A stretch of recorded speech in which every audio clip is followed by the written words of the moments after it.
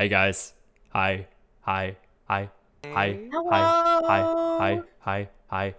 Hey Hey there. hey oh shit, hang on. I'm gonna move my camera just a little bit. Sorry, I just realized it's been a little fucky wucky. So, hey guys. You may notice that there is an overwhelmingly powerful colored light emanating from my right. Would you like to see the source of this great power, this great arcane hues that is now enveloping my Please tell me face? something cute. Mojave's beginning their It evil art. is an orb. I have an orb now. Transformation. Everyone ponder orb. it. Ponder it. Ponder the orb, so help me God. Ooh, it Ins, changes color. Ins keeps smacking mine off of tables and stuff every time I get a new one.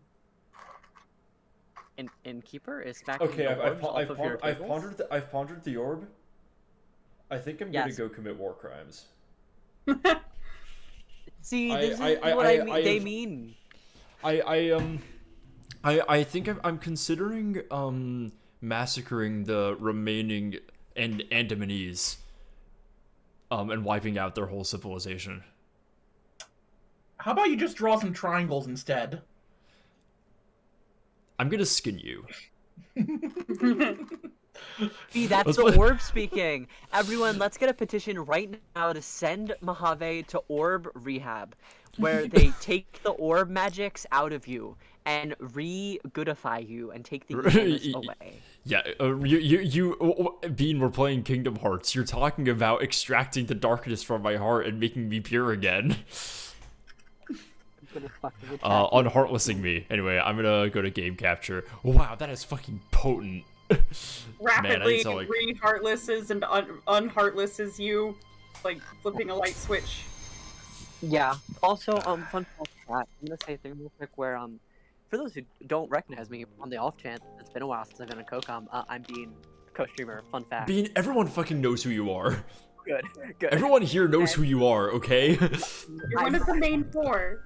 Last time I interacted with Kingdom Hearts at all, I was left sobbing on the floor of my bedroom. Mojave Okay, I'm gonna give a little bit of context because you're kind of missing the whole story. So y'all know that I did that entire study, a research project even. One might say thesis. In fact, I'm pretty sure Mia did call it a thesis. I did that whole thing. Now that whole project was conducted before I had really I had met Bean and CT by that point, but we hadn't really made friends just yet. So Innkeeper was part of the gang and was ready to come, was ready to come right along for that journey. You, however, were not. So on my birthday, instead of streaming because I was having a litany of technical troubles that prevented streaming from happening in any real capacity, I locked CT, Bean, and a few others in my server, like my private one, and showed them the presentation from start to finish. What Bean is talking about when Bean was rolling on the floor sobbing and in laughter was when I informed her that the Akashic record exists in Kingdom Hearts. It wasn't laughter, it was overwhelmed. It was the feeling of pure and unadulterated what the fuck. I really can't explain how insane this fact is to you because I can't really explain what the Akashic record is. I do not have the time to do that. It's just the Akashic record is the embodiment of all knowledge that is ever known and will ever be understood by my understanding, which is basic because I don't know. It is the written form of all knowledge ever, but that is not even half of it, A dude named Jung made it up. I thought it was Blavatsky. Whatever, some random old person. If it was Blavatsky, it was the one who ate eggs, and if it was Jung, it was the man who tried to talk to ghosts. Hang on, Bean, you're extremely quiet. I'm gonna turn you up. Utopian says that they have no idea who any of us are. Good. Yeah, Good. It's gonna stay that way. If you know me, I'm gonna have to. if you know who If any you of no, you don't. yeah, if you know who any of us are, you will be guillotined. If you know who any of us are, you are a class traitor. If you know if you have an account on Twitch.tv, you're a scab. Hey guys. So I didn't talk about this on mic last time. There's an Amazon warehouse is unionized. Yeah. Twitch is owned by Amazon. Yeah. Now I know that Twitch streamers are technically independently contracted. Like, I am not an employee of Amazon. Yes. But Twitch streamer union? Oh, I've been thinking about that. I mean, you can always join the one big. It's, I've been considering doing that. I still haven't. I don't know what's stopping me. Probably just forgetfulness. Yeah. But I'm talking specifically for Twitch streamers. I want Twitch to be run by like a bunch of 40-year-olds in a deli. Hell yeah. I want there to be a Battle of Blair Mountain for Twitch.tv. I got it. It just sounds like you're trying to resurrect the Italian mob thing at one day. Yeah, I might just be trying to become the Jimmy Hoffa of Twitch. We were talking about Jimmy Hoffa the other night, weren't we? Yes. You were. Bean, do you know who Jimmy Hoffa is? Nope. Oh, that's gonna be later. Hey, Bean, can you do your best Donald voice? My best Donald the Duck? I mean, I'm sorry, Goofy. Oh, Goofy? Yeah. Yeah. Can you read the text on screen? Oh, you are killing me. Okay, hold on. Hey, Donald! Maybe King Mickey's down there. Mm-hmm. Dion, do you want to do Donald? In a backwater place like that? No way! Oh god, I'm in hell. Let's move on. Hold on! Riku and Kairi might be down there. Let's just check it out. Forget it. We're on an important mission. Just land! No! Come on! The delay. Ah, phooey. We're landing! The magic power puppy dog eyes from a 12-year-old. Don't touch You- that.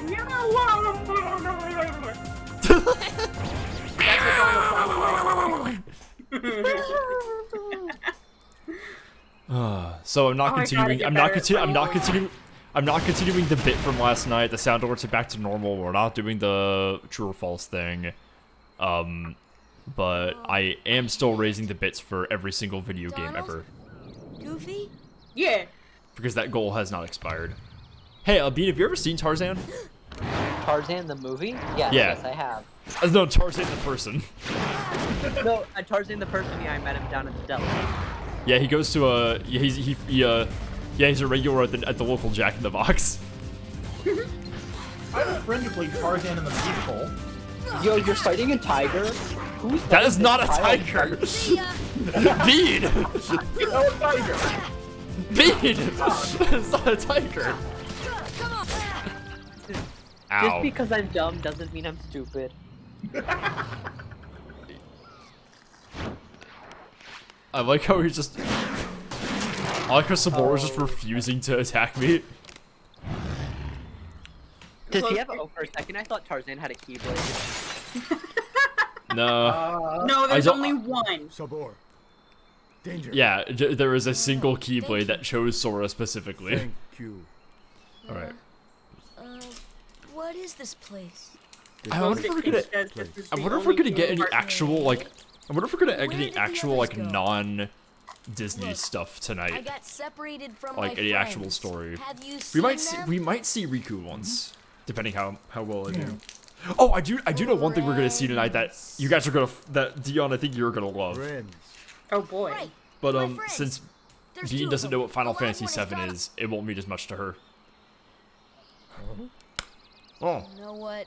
think I remember Never Tarzan's World being one of my favorites. I'm looking for my friends Riku. I just know I had a crush No, on I'm Jane. not looking for Donald. I'm looking for Riku and Kairi. Riku. Friends. Right. Yeah, fuck that duck. Petty Kyrie. moments. Friends. That duck is a monarchist. Oh, who the Right. fuck is that? That's Donald Kairi. canceled for being a monarchist. Friends. Here. Really? I love that. I love that each symbol there represents a different noise. Not sure I I've understand. had enough of but the show Magic me. Kingdom. I want the Take me to Magic Riku and Republic. Kairi.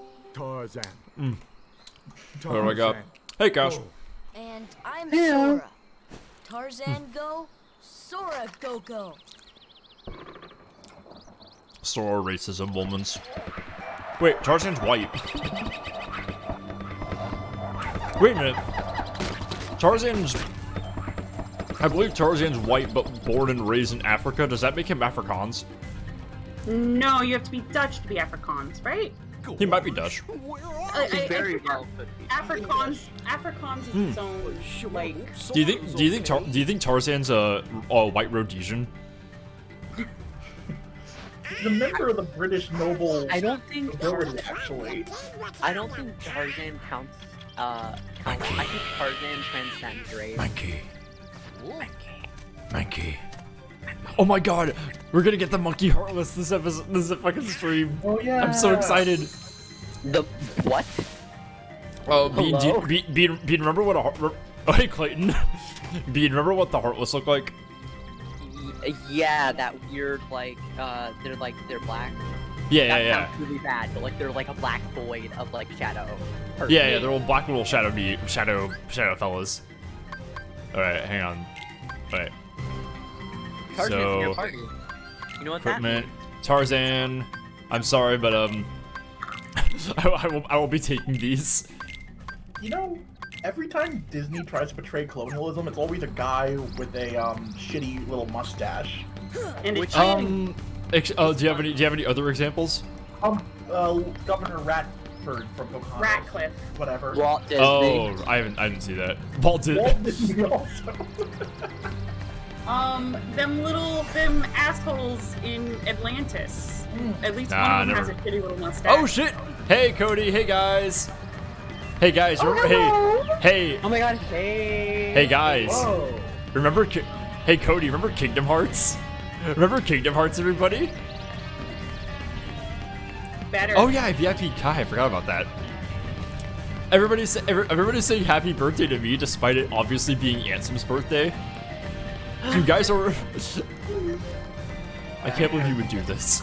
Also, I have the game turned up way too fucking loud. I didn't hear the raid music at all. I have to do some volume mixing real quickly. Fourth. What a beautiful song that you sang. It was. Here. And hi everybody. Budgie Griffin, welcome to chat, and Slushy3, welcome to chat. Yeah, no, it's not gonna be my birthday for well, it's a December birthday, so man, I'm not gonna tell you bitches when my birthday is. If Oh, it's not yet. everyone focuses really, really hard using our collective mind power, we can put Mojave under into a coma until it is their birthday again. If we keep the stream we- going long enough. Yeah, I could just stream for 8 months consecutively. I could just do that. Well, now I have narrowed it down. You are one of 2 astrological signs. Well, I mean, I think you and I have talked about this. I'm still I don't think I'm being mean to you about my astrological sign. I do enjoy, however, whenever my coworkers try to like ask me what my sign is, I always force them to guess. And usually I just say whatever the first thing they say is right. Mojave is a Virgo. I'm canonizing right now. I said him a December birthday. I don't think Virgo falls on December. Doesn't matter. You're a Virgo now. You're a Virgo. I don't know what that means. I don't know anything about astrology. If you're a Virgo, it means that you were born in late August or early September. I You're a see. Virgo, that means you're with me in the Cool Kids Club. Yeah, Da-da, also- booty ba booty ba booty ba da ba ba da. Shoo. December is ba, either be-doo. Sagittarius or very early Capricorn. Y'all, okay, y'all, but I Don't lost my ask me shit. how I remember that. Okay, I want y'all to know that when I first did this minigame as a kid, I lost my shit. I just thought it was the coolest fucking thing ever. And you were right. It's completely meaningless and inconsequential, but it's pretty fun. It's pretty They silly. really make these branches look big, where in the movie they look like significantly smaller and much scarier. Yeah, like all the vegetation in the Tarzan movie looks like really thick and like God, I don't know how to describe it. It just looks like so like dense and mysterious. Oh yeah, let me go fuck around the camp real quickly. I watched the Shooty bap, bonus- shooty bap, shooty bap, shooty bap, bap. I watched the bonus Shoo bap, features for this movie, like, a be-doo. lot as a kid, and it still tickles me that part of the reason that like those scenes exist is because the director's son was really into skateboarding, Interesting. I never and knew like that. that was the inspiration. He like referenced a lot of skateboarding tricks for those scenes. Wow, crazy. Now that you say that, that makes sense. Like, imagining those in my head, I'm like, yeah, no, that tracks. Bean, do you have the stream chat open by chance? I The do. stream chat open, unfortunately, no, I don't. Why the fuck not? Because I'm doing things. Why? Bean's doing hot girl shit. I'm Okay, not a fine. girl, so I have the chat open. You can still do hot girl shit despite not being a girl. If Yeah, I'm not if you always could doing if you could hot hit girl if you shit, could hit a command raid for me, Dion, I would appreciate that. A command raid? Yeah, exclamation point raid. Who are we raiding? Well, it's just a message for the people who just raided. That's all it is. Oh, okay. Yeah, that. Thank you. QDR. Uh-huh. Yo, what? Him tiny. Yo, wait, why does it do that? Why does it do that? Hello? Why does it move like that? because it is a living organism. Next. I really hate the implications. Although, also, if these are video game worlds, then would it make sense? If these are, I mean, movie Yeah, worlds. Yeah, Tarzan the video game. Tarzan's I mean, famously- it's literally a video game, though. But like, do you think that those things are sentient and just don't have the ability to, and that's another place that they harvest heartlesses from? I think that you just know a lot about the Fae. Oh yeah, Bean. I want you to know that when I was doing my like, is this piece of Kingdom Hearts lore something I made up thing, I did drop your theory about the Heartless Machine in there. Because I'm glad. because like it's not canon, but like that was such like a high concept, and I was like, man, that would be so fucking wild if that was actually how Ansem's Heartless Machine worked. It's not. I called but it the Nightmare Factory. Yeah. It objectively is the best, and it's the best reason for it to function. It's the easiest way for it to function. Yeah, easiest. Hi there. Like that's it anyway fucking You easy. speak English. So then, Ah, Oh, wow, you speak the this is kings. Tarzan, are you here to study the gorillas? Yeah, you don't fucking like. I really love this Disney not princess because I really just love her hair. Goofy, Donald. Yeah, Jane's great. I definitely had a crush on Jane when I was a kid, but I say that about a lot of the girls in I had a video crush on games. Tarzan. So. If you're an early 20th century We're studying ecologist, hunting. I like the big map. I like the princess. big map that just says Africa. Well, the more the merrier. The least We make helpful map ourselves ever. own. Africa is the biggest continent. It's not. Is it not? Well, Okay, anyway, it's I'm the biggest. It's just bigger. Huh? Sora, look God what damn we it, found. Asia. Look at It is the these. second biggest continent and it is bigger than every country, including Russia. That's a gummy. The king could be here. For now. Fine. I'll let you tag along for now. Alright, bye, Tarzan. Oh, look. Here they are with Hey, you. Goofy.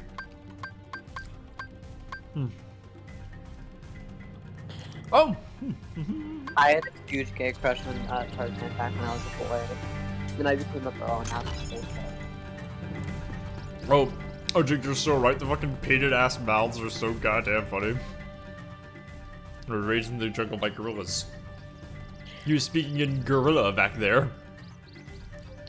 Hey, so, Clayton? You don't like gorilla? You don't like Oog, oog. Grilla? You don't like Grilla? You don't like Grilla? You don't like gorilla? You do not like Oog, Grilla? oog. Every time I see that post, I can only think of one thing. Gorilla? Harambe last words. Ooh, Oog, oog. You don't like Grilla? Oog oog. Oog, oog. You don't like gorilla? Oh? Oog, oog. Let's go out here. Hey, I found some Dalmatians. If I were Jane or Clayton, I'd be worried a lot less about Tarzan and more about the dog and duck person who have shown up. I really like that they accept that Sora's there, and they also accept his companions, a talking duck and a dog. Oh. They're like, well, do you This is think we're- Gorilla Man. There may as well be talking animals. Fuck Do it. you think we're ever gonna get anything about this? About how Sora recognizes the castle? Do you think we're ever gonna learn about that? God, see, like, on one hand, it does seem like the kind of thing they would never go into, like, detail about. But on the other hand, there is so much Kingdom Hearts content. That castle is his primary form's birthplace. Where are my friends? Riku and Kairi. It's Sora not. is the primary form. Mm-hmm. Yeah, Nope, Sora not is just anymore. himself. Hey, I thought. Like, Sora's not the reincarnation of anybody. Oh, has he dreamed about it before? Is that why it's familiar? For some time Maybe. now, I don't think so. but we have yet to encounter these friends of yours. Oh, I'd Pix, you are wager not they're allowed with the to go on the gorillas, but windowsill. Tarzan refuses to This is take the them. ideal male body. This is what peak Really, performance Mr. looks Clayton. like. You may not Tarzan like wouldn't it, hide- but Then take us there. Take us to the gorillas. Is the little mustache part of that? no. I really love God. that. I really love that this movie posits the worst thing that English colonialism ever did was harm gorillas. Are you sure? Tarzan, go see Kerchak. Like, Kerchak? that is the greatest crime that the British ever committed on the African I'll go along continent as an was escort. harm gorillas.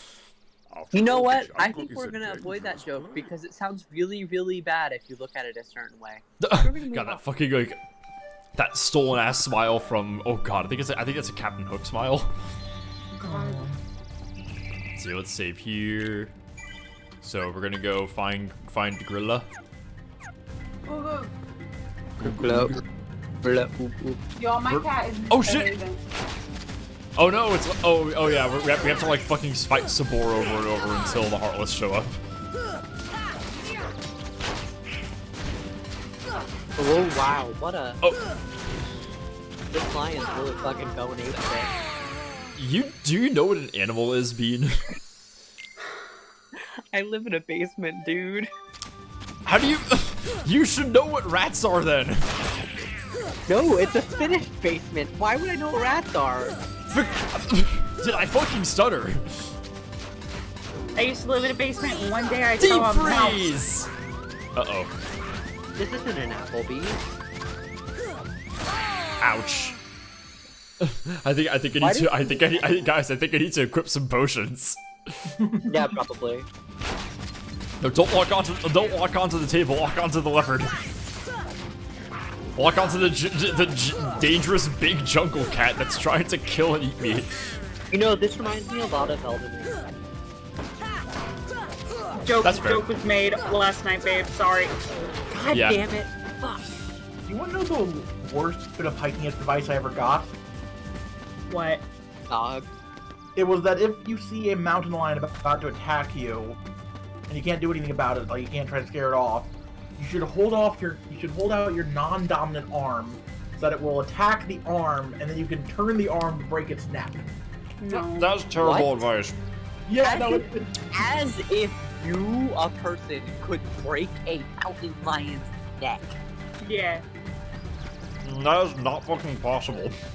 Also, you're not gonna be in a state to think rationally after having it bite your Well, arm. also, a neck is such a strong part of the body. The neck and shoulders is Well, and like, if flailing could kill mountain lions, they would never eat deer. yeah. Honestly, yeah. I love the part where I'm still in control enough to break an animal's neck while it's eating my arm. Yeah. Honestly, yeah. Like, If- what fucking world like, does this person live honestly, in? they should have just stopped at. If you're about to get attacked by a mountain lion, feed it your non-dominant hand. Like that makes more. Just stopping there makes more sense. Yeah, they're, like, Here, just I- give up the part of your body that you'd least like, that you'd most like to be okay with losing. Is better advice than that. Here, I can. Yeah. I have good advice here. If you're ever about to get attacked by a mountain lion, hold out your arm, and when it bites your arm, simply detach your arm and walk away. Like a lizard, you'll grow it back. You'll get it back. Also, if you can see it, it won't attack you. They're ambush predators. They wait until you're looking away. Oh my god, right. Yeah. Jokes aside, make eye contact and back up slowly and firmly. Oh yeah, I actually came across a mountain lion while I was out hiking. My younger cousins, and what me and my uncle did is we took the smallest two and we put them on our shoulders, and we held out our jackets to look really big, and we just stood there and waited for it to walk by. That's And it smart. was like, it was bonkers. I still have that like memory stuck in. It's very visceral. That's really scary, but like that's literally what you have to do. Yeah. Like, Yeah. When We it had the comes other to- kid hiding behind us, but I put my brother up on my shoulders and he looked real big. like, here's the thing: most dangerous predators, if they're gonna attack you, it's usually like, you know, it's not always because they want to kill and eat you. Usually, it's just because they're fucking scared of you. Like. And even like wolves never like attack other human beings. They're just kind of territorial. They'll like run away if they Yeah. if they are by themselves and see you. Simply Um, T-pose. Yeah, for real though. literal- Simply T-pose. honestly, that's not even a joke. Hey, can I get a monkey in chat, guys? Kerchak, please listen to me. Monkey. I know the nesting grounds are secret, but I trust them. I trust Why, these three Tarzan? people I just met, Because- Dad. Because they need us. I like how I really like that they preserve Tarzan speaking like eloquently to gorilla, Get that? because he's speaking gorilla. Kerchak, Does But it's streaming also and funny fear help? that Maybe, I they don't can know. still understand him. No, they Like- couldn't. They were Oh, just like, okay. you just heard you missed Donald being like, oh, did you get that? I'm sorry. Goofy. Did you I get keep- that? Not a word of it. I keep switching. Of course, that's Donald talking, so... See, I wish I was one of those voice actors in training who could do a really, really good Disney character, because this would be the perfect fucking time for it. Can you imagine if I could do like a photorealistic Donald? Photorealistic. Yeah, Photorealistic. yeah. You know when you take pictures of sounds? Precisely. What? That totally obliterated my train of thought. I was gonna say something else about mountain lions. They're scary. Oh yeah, you know the common thread between voice acting and mountain lions. Oh yeah, okay. I remember what it was. Didn't you know that the way they got Mel Blanc to scream like that is because he method acted being attacked by a mountain lion? Shit. What I was gonna say is, so, you know, apex predators, they gotta do the cost benefit analysis when they're chasing down prey, right? Yeah, precisely. Like they don't want to fuck with you if you don't seem like a weak baby elk.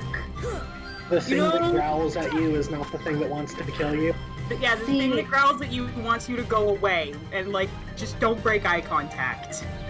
See, if I was out in the wilderness, I'm just so frail and petite that a mountain lion would take one look at me and just annihilate me. Probably.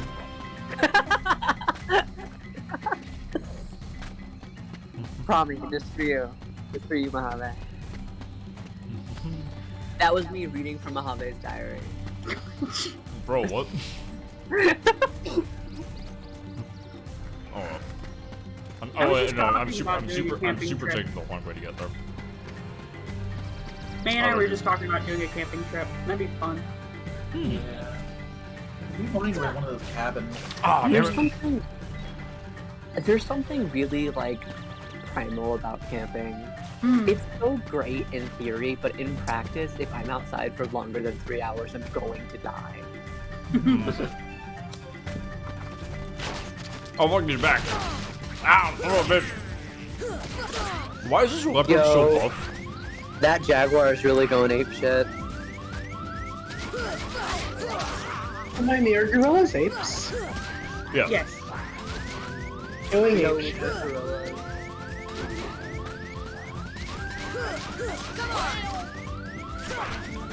You do know the difference, right, Casper? Yeah, of course. It's the.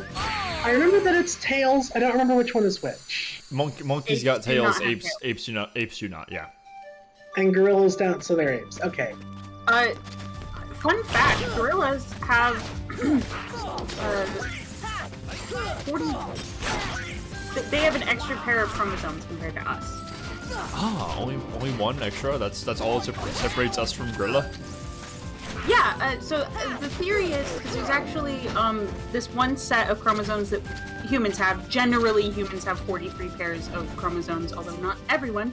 23? It's 23. Sorry, 23. yeah, 23. Brain bit of goof. 46 23 total pairs of chromosomes. 23 in me. Yeah. Excuse 23 pairs generally. There's one set, and I can't remember which one, but it kind of looks like stitched together. And they're pretty sure that what happened was, like the common ancestor between us and gorillas.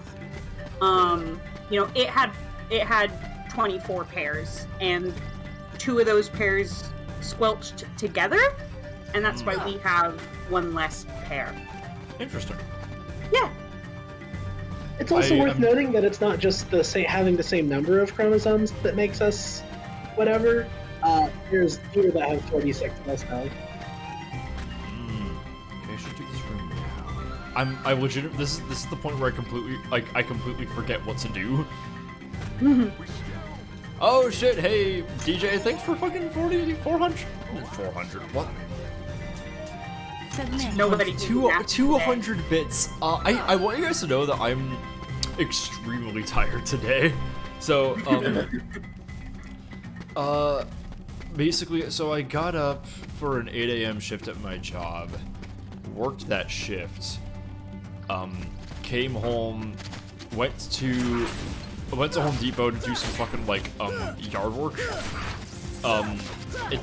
Basically I'm weeding a friend's front yard, which is basically it's like this gravel xeriscape, and just like a ton of fucking weeds. So I had to like hoe all those weeds. Then come home, shower, eat dinner, and buy this orb. Can we get an F in the chat for Mojave's busy day and then immediate corruption by orbs? Yeah, and it's been a very hard day for me. Psychically acting. It's precisely the reason I'm playing Kingdom Hearts again. It's because I'm it's the only way that I can release the darkness inside of me. I hope you understand it. Is this game unlocking your heart? Yeah. I'm still actually considering making that essay about how Kingdom Hearts and Metal Gear Solid take place in concurrent universes. Dude, I think you should. I think that should be your next lore stream. It's not gonna be a lore stream. I have to like get that thing in writing. I have to like come up with like. Hang on, this isn't gonna work.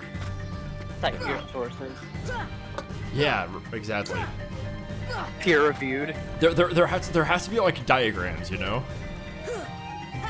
I have to talk about how Sora was the boss's second estranged son and how he and Ocelot are actually brothers. Oh my god. Like imagine Kingdom Hearts, but you include fucking nanomachines in the lore, you know? Is there a connection between the AIs and the data world. Yes. Absolutely. Okay. So I do believe that Ansem was working with Zero and the Patriots to craft, if not craft the Tron world, then definitely also the Patriots AIs, which means that the United States shadow government is also controlling Hollow Bastion. Does this mean the plot of Tron is also within the Metal Gear universe? Yes. Okay, just making This sure I understood. also means that Donald Duck is canon to Metal Gear and is a ridiculously powerful magic user. Yeah, it Donald means, Duck is the most powerful magic user in the Metal Gear Solid franchise. and Snake could probably still kill him. Yes. Oh, without even thinking about it. Yeah, Snake would just You ever punched a CQC. wizard? Yes, Snake has punched frequently. several wizards. Yeah, but no, what I'm saying is that their faces crumple in like they're made of paper mache. For real, yeah. I still am obsessed with how when Otacon is like, could Vamp be immortal? Snake goes like, no way. This is the real world, not some fantasy game. As if like that's where he draws the line. Yeah. You know, he's got like he has met like several like real wizards. I Don't worry think about I'm it. gonna do hot girl shit, and by hot girl shit I mean my sleep schedule has shifted to work with my job schedule, which means I need to sleep. Okay, Okay. Hottest girl shit, taking care of yourself. Alright, bye, Bean. Good luck with stream. Remember, kids, Kingdom Hearts. It's good for your mental health in the sense that it's like a purgative, cleansing thing. You trying to do bits when you're tired makes you sound real like wasted. Maybe I'm wasted. You're not. Even What in if a I was drinking just way, drunk? but in a like a I've been around you when you're drunk. It's way more like I know the difference. Yes, you have. That's very fair. You're wasted like the Grand Theft Auto screen. Literally, yeah. Oh, my Carson, God. this is Hey, perfect. Carson. You're taking my place. Later. Hello. Perfectly balanced. Bean left immediately. Hey Carson. Hi. Did you know that if you start Kingdom Hearts 1 on Proud mode and then do the beginning questionnaire that gets you to that lets your journey begin in the dead of night, the beginning of the game is like actually impossible. Did you have to restart, or is that what you're still doing? That's what I'm still doing. I'm still doing the playthrough I started last night. I'm on Proud mode and my journey is beginning in the dead of night. So, do you know what that means? That's like you earn like almost no experience. Well, you earn experience at the same rate, but it means your level up perks are stacked way, way, way towards the end. So I only got Scan after I beat fucking Trickmaster at the end of Alice. Love. Oh shit, I haven't actually equipped Scan yet. Hang on a second, I should do that. I forgot to equip Scan because I just fucking started. Yeah, let's let him leave. I'm sorry. I've had a busy That's day. hilarious. I'm getting corrupted by a powerful orb.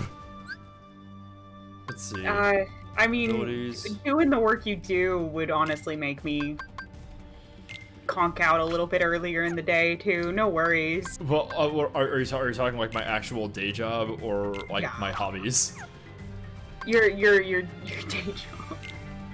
I used to be a barista, and like I feel like I was more tired, and it was harder for me to focus back then.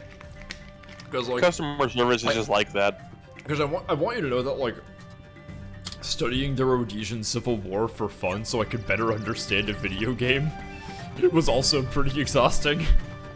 Yeah, no, but like that makes me proud of you, and it's something that like you chose to do. Being a barista sucks. People are so picky about their fucking coffee. It's true. I get some rude ass people. Although somebody did tip me a 20 today, which was pretty base. I love them. They are the customer that has rights. Honestly. And like I wasn't even particularly nice to him. He just kind of did that. Miss Porter, He got as I it. told He understood. you, He I was knew. not aiming at the gorilla. You are not. Jade, going yeah, near the Jade gorillas just going up to again. Clayton like, you don't like gorilla? Mishap. Oh. Come now. Ooh, ooh. Oh, she's so cute. Sora's fucking pose. Clayton's like, that 14-year-old could kill me. This man's skull must look wild. Honestly. Are you trying to conduct phrenology science on Clayton? No, it's just his bone structure. Look at What his the fucking hell? cheekbones. And his chin. And what the fuck is up with his nose? He looks like a Sea of Thieves NPC. See, this is the part where I would wait more than 5 seconds of getting out of earshot first. Mm-hmm. God, this game really does make it feel like Tarzan and Sora are not the same species. You know? Yeah, honestly, like, comparing Sora to, like, especially when we get into Pirates of the Caribbean, there's some great fucking shots in Kingdom Hearts 3. I'm so ready for the Pirates world. Yeah, but like the Disney people, the Final Fantasy people... guys! Monkey!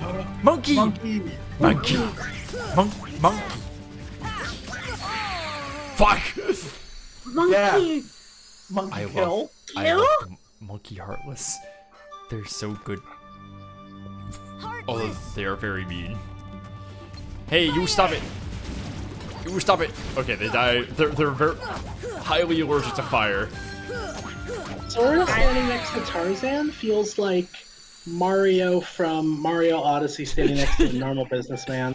Yeah, honestly. Yeah, no, like, it really does feel like the It's Disney like they people are- are like based on real life people, the Final Fantasy people, and Sora are all different fucking species. It's surreal. I know. Hey, I got a level up.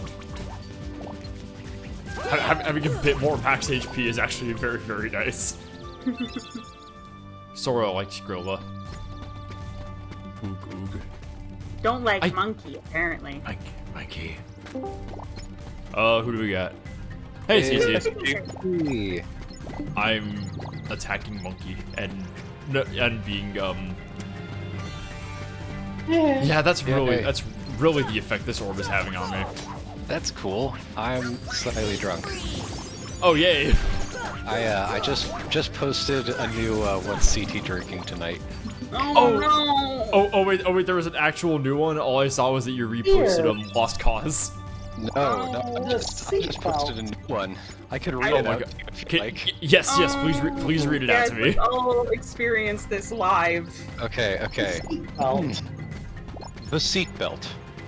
Horrid dollar store Vitali vodka, ginger ale, lemon seltzer water, sweet chili sauce, applesauce, honey, apricot preserves, vanilla extract, pomegranate molasses, and lemon juice. Served hot. Served hot! I like how there's 2 different kinds of lemon in that. Mindless and unguided, a child walking face first into a lamppost. A hot summer September morning, you sit in the back seat of your mother's van, scarfing down a peanut butter and jelly sandwich. The guts spill onto the nylon seatbelt, like a sort of urban sloth nourishing itself on a branch laden with insects and sap. You bite and suck the mixture of dust and jelly off the hot nylon. A train wreck of a flavor profile, a spicy, fruity nose with awkward notes of artificial lemon and vanilla, followed by a distinct aftertaste of burned plastic. Burned 4 steps before I sent it down the drain. Oh my god! I feel like I've experienced the drink now. That is the most Like, I mean, I've seen a lot of your drink reviews. That's probably one of the more disgusted I've ever heard you been after one of these. It wasn't I gotta say, this one wasn't as viscerally bad as some of the other ones. This was near the. This was a 4 out of 10 of all of the things that I've. It was still bad though. Don't get me wrong. Do you think being served hot helped or hindered it? I legitimately think it hindered this one. So it gave it a kind of mulled wine-ish vibe, which was genuinely pleasant. I think heating the applesauce in the drink went a long way. That's nice. It also, I think, heating the shitty vodka added the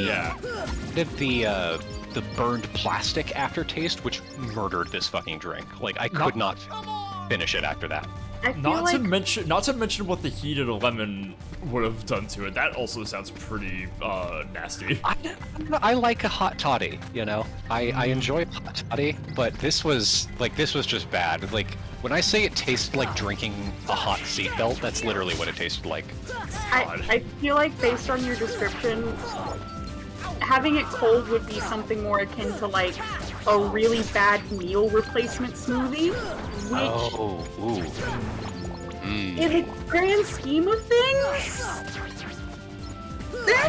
yeah. I mean, those meal replacement smoothies can get pretty nasty, but I've had worse, you know. But shortly before I left my old store, I was inspired by what CT drinking tonight. I was like, I have all of these ingredients at this store available to me. I can waste the company's money and do some science. And if I continue that at my current store, my goal is to make a drink that tastes like the Boston molasses flood feels. Ooh, that's not quite the goal, my friend. Because it's all gonna be very processed and sweet no matter what I put into it. But there has to be that level of terror and astonishment, you know? It's gotta be a flavor profile that just slowly envelops you. Just slowly and steadily envelops you. So far, mixing some shit like strawberry chai and espresso sounds pretty promising. Ooh. You could probably put in some actual molasses. I don't have access to actual molasses. I'll have to bring that from home. I've told you about the game that my coworkers and I played while I worked at Starbucks, right? Oh my god, I think you did. I forgot about it. Tell chat though. So, okay, when I worked at a Starbucks, my coworkers and I had this game where we tried to make the worst possible drink that, if you ordered it, we would have to actually give it to you, right? Every time, yeah. So it's all the drinks that we made were feasibly something that you could order at McDonald's, or not McDonald's, Starbucks. Yeah. So, I think every time we found a new winner, we gave it a name. And this was kind of the seed kernel of what CT drinking tonight. I think one of the earliest ones, I think the one that started this whole contest was... it was just a small drip coffee that was half steamed lemonade. We called it the paint cleaner. That was the drink cleaner. Oh my god! It's just most garishly acidic thing you've ever drank. That sounds horrible. No, but let me see if I can't find, because I wrote down my description of this fucking drink. The worst part is, you do this as a bit, it's let's just get creative with how awful a drink we can make here. But the shit that people already order is just why are you putting shots of espresso in an iced tea? Why are you doing this? Okay, here. It's bad, but it's not nearly as bad as the average, Harry Potter Instagram drink. Okay, the people that come in and order those Harry Potter Instagram drinks, they deserve to be shot in the head. I hate those people so much. Thankfully, I've never experienced that, but if that ever does happen, I'm literally gonna I'm gonna bisect their head in half with a machete. No, okay, not to dox myself or anything, but the location I used to work at was near Disneyland, and so not only was it crazy busy sometimes, but we would get people and it was never the kids coming up to you that pissed you off. Because they just want this fun drink that they saw on Instagram, right? No, it's the fucking 45-year-old white women that come in to make a fucking butterbeer crap, and it's now you have to ask them. It's oh, do you have a recipe list? Because I don't know how to make this. They're no, I just really want it, and then I don't know how to make that, my guy. There's 8 people behind them, and it's the middle of a rush. And I'm just fuck you, it's so hard. I will not make that for you if you can't tell me if you cannot tell me your recipe. That is not a menu item. I was not trained to make this. Okay. So here, this is what I sent to my friends describing the worst drink I've ever made at Starbucks. Yes. The double endoscopy. Frappe cream base, half portion of ice, strawberry concentrate, 8 pumps of the seasonal Valentine's Day sugar-free cherry syrup, a quadruple portion of the seasonal caramel latte rock salt, which is just rock salt, and then blend on high. This drink, this vile fucking stew, remains to this day one of the worst things I have ever put in my body. It got its name because when you need an endoscopy, you have to take a PrEP medication that quote-unquote cleans you out by basically making you shit yourself inside out like a tube sock for a day. And according to my coworkers, the drink that we had concocted tasted exactly like that medicine, but worse. To start, having the ice gives it a texture like a slushie that you left out in the sun. The strawberry concentrate is always watered down by about 60% when we actually put it in drinks because it is incredibly strong, and it's overpoweringly tart when you drink it straight. The thing is that it's already disgusting on its own. Cherry is not something you want to mix with coffee, and why the higher-ups thought it was a good idea is beyond me. The syrup barely even tasted like cherries. It actually tasted a lot like NyQuil. We didn't use the cherry syrup in the double endoscopy. We used the sugar-free cherry syrup, which tasted like the bastard love child of cherry, NyQuil, and gum that you'd been chewing for an entire day. For the entire month of February, we sold maybe a dozen of the cherry drinks, so the entirety of March, we had these 2 bottles of syrup that tasted like if there was a slur for cherries. But what really flipped this drink over the edge, and why it stayed the champion at the peak of our mountain of culinary hubris, was partly because of the contest ended after I got fired for giving away stale muffins for free, but was almost entirely due to the salt. Sure, we added salt to make it taste like we were drinking medicinally flavored seawater mixed with fruit pulp, and it burned your throat on the way down. But there was something about the combination of the salt and the frappe base that turned the sort of milkshake type texture into what I can only describe as a slurry. You almost had to hawk this drink down like a T-Rex swallowing something whole. This drink bought you. The saccharine sweet of the concentrate combined with the chemical menthol sugar-free cherry burned as it went down and salted the wound. Oh my god. So there you go. I feel like I've been saved by most of the ingredients you just described no longer being available anymore. I feel like there's a part of my soul that will like remain spiritually innocent because sugar-free cherry syrup is no longer in circulation. I cannot describe how fucking disgusting this cherry syrup was. It was so bad. I don't know why they sold this stuff. That is... This sounds like the kind of thing parents give their kids to scare them away from trying lean. Literally, this is like the anti-lean potion. It's spiritually and alchemically the opposite of lean. The alchemical opposite to lean is? You combine it with actual lean and you just get an alchemical black fucking hole. Yeah, you combine it with lean and it vanishes into smoke. I need to get creative with So I need to get creative with the cinnamon dolce powder that they have there. So they top their cinnamon dolce lattes with what is what's essentially like the kind of shit you put on like cinnamon French toast. It tastes great. In a drink, however, it gets really grainy. So once the whip on your drink is dissolved enough, you're basically kind of drinking a sandy latte. Mm-hmm. And there's this one fucking lady at my old store who used to order extra dolce powder on her chai fraps, also blended into the drink. I cannot imagine what it would taste like, but now in the pursuit of knowledge, I have to make it myself. Oh, we did a drink that was like a shitload of cinnamon and nutmeg. Like kind of floated on the top on cream that you then blended in. It tasted like drinking spicy sand, and we called it the Cinefuck Surprise. It was like hidden under a layer of foam. Jesus. Oh my god. So when I was a barista, I worked at like a mom and pop bakery deli thing. So I was saved from a lot of the like worst parts of it, but I do live near Portland, so people are still insane about their coffee. We had probably like 36 to 50 syrups and one espresso machine. Like, Oh god. yeah.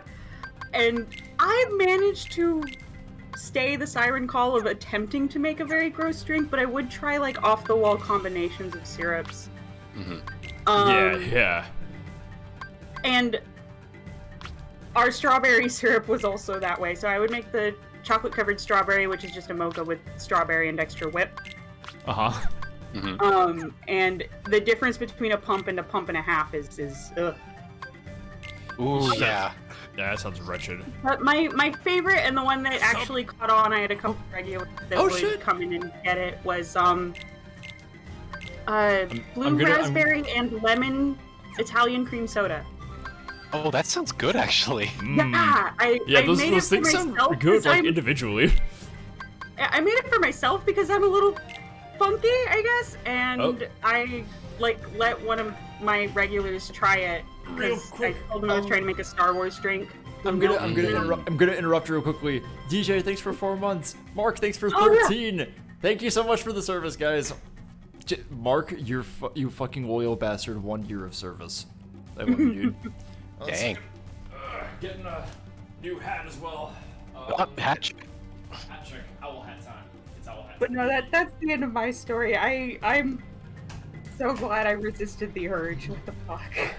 No, some of those syrup combinations can be like genuinely really good. Like I remember, I forget what the combination was, but there was a drink that tasted almost exactly like Fruit Loops, and it was really good. Yeah. Someone ordered something like that, and I was like, I recreated it myself, but I forget what the fucking ingredients were.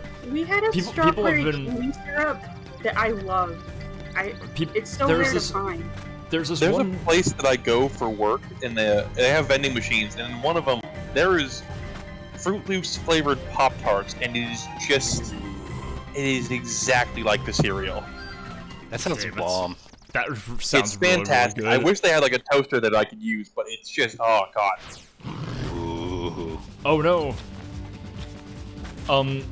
Everyone call with me. What animal is that? That looks like a tiger. Yeah. That looks like spots, so something like a. Hey, Deathly leopard Darling, or thanks for 100 bits in the hype train. Holy shit. That was fast. Oh yeah, that's definitely. Thank you guys. It has to be a leopard. Yeah, a leopard or a jaguar. Or I want you guys to. I want you everyone who just got here to know that when Bean was here, she was like purposely saying a different big cat every single time she saw this guy. She's like, wow, that lion's really got hands. Oh yeah, that's clearly a lynx. Some sort of ocelot, as it were. Yeah, clearly some kind of weird cougar. No, he doesn't have any. Yeah. Or down to here. I do think that the whatever the ocelot model in Minecraft looks like, it basically looks exactly like this. Yeah. Oh yeah, for sure. Ow. Clearly, you're fighting the palace cat. It's spinning around so fast, like some kind of revolving ocelot. Okay, let's try this pitch again. Utter silence. It's like, yeah, okay. It's just like, yeah, cool joke, streamer. Anyway. So yeah, that's what I fucking thought you'd say. Of course you fucking say that, you fucking Metal Gear Solid idiot. Anyway.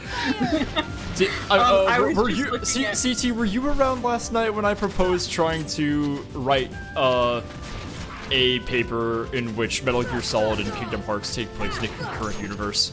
Yes, you did mention this. Okay, I'm wondering what effect nanomachines would have on Kingdom Hearts. Oh, God. I wonder what introducing that to this ecosystem would do. You almost don't need nanomachines because data already exists. Yeah, I get, like, honestly, and there's already AIs. You can easily incorporate the Patriots into Kingdom Hearts.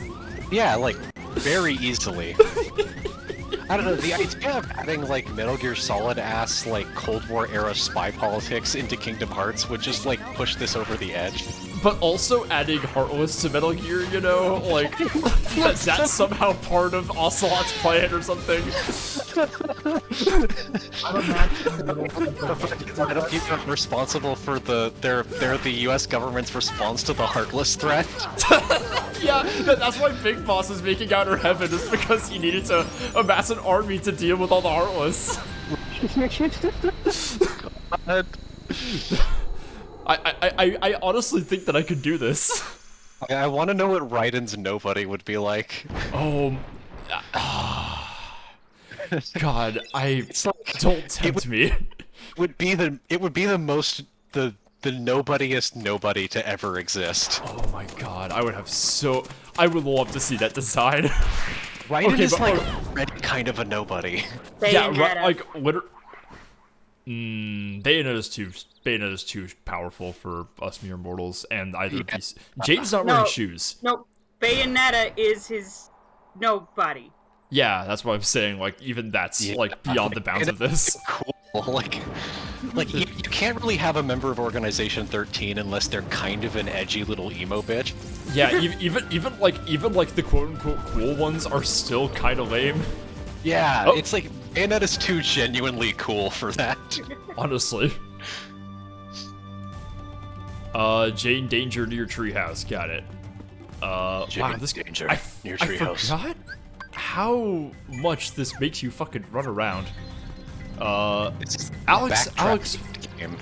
Yeah. Do you think Otacon would be a member of Org 13? No. No. Maybe if he was trying to double cross somebody, but that's about it. Yeah. No, that would be fucking Naomi. Naomi would be the inside in Organization 13. Yeah. I mean, and Ocelot, obviously. No, wait, no. Ocelot's also too cool to be in Organization 13. Now, Snake Eater Ocelot absolutely would be. Yes. Who was the other one you said was too cool for it? Well, we were saying Bayonetta earlier. Bayonetta's too cool for either of these series. If it has to be a fucking edgelord, would Senator What's-His-Fuck be in Org 13? No, Senator Armstrong's a Heartless. Senator Armstrong is too much of like an individualist to be a member of Organization 13. Yeah, like he's like Senator Armstrong is like the archetypical autocrat. Yeah, literally. I do really. I want to see Raiden in like the Black Cloak though, because he literally would not be out of place if you put him in Organization 13. No, it's like Raiden now is like a nobody. Yeah, like he already. Literally, Raiden's dialogue in Metal Gear Solid 4 is exactly like. Wait a minute, he's already voiced by fucking Axel. He already is in Organization 13. I forgot. Oh yeah, I forgot too. So that's on me. Yeah. So fucking. Yeah, it like you already have your parallel. Hang on, that big black fruit looks suspicious. Me buying plums at Safe Mart. It's the evil plum. What the fuck is that? I legitimately don't remember this part. Maybe it's just a big fruit. It might just be a big fruit. It's just like set dressing. I guess. Although it's kind of weird for the big fruit to be here, Maleficent is not even in this world. I like how Maleficent thinks she's the villain of this game. It's so good. It's so good how she and Pete are basically just Team Rocket. Yeah. Because, like, the thing is, they do kind of effectively, like, bait and switch, like, they kind of do effectively bait Maleficent being the main villain in this game. Like, you do kind of believe that she is behind all of this for a little bit until Ansem shows up.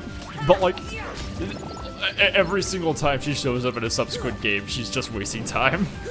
Right. We're just like, Maleficent literally tries to destroy Christmas. In Kingdom Hearts 2. To destroy Christmas because I'm evil. I could use this for evil somehow.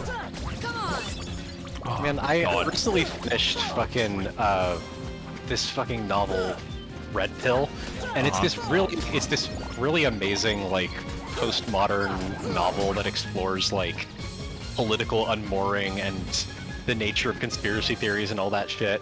Yeah, that it's sounds very like charming and very much like this is what novels are like in 2020. And it would be fun if it had a villain like Maleficent who just wanted to kill Christmas.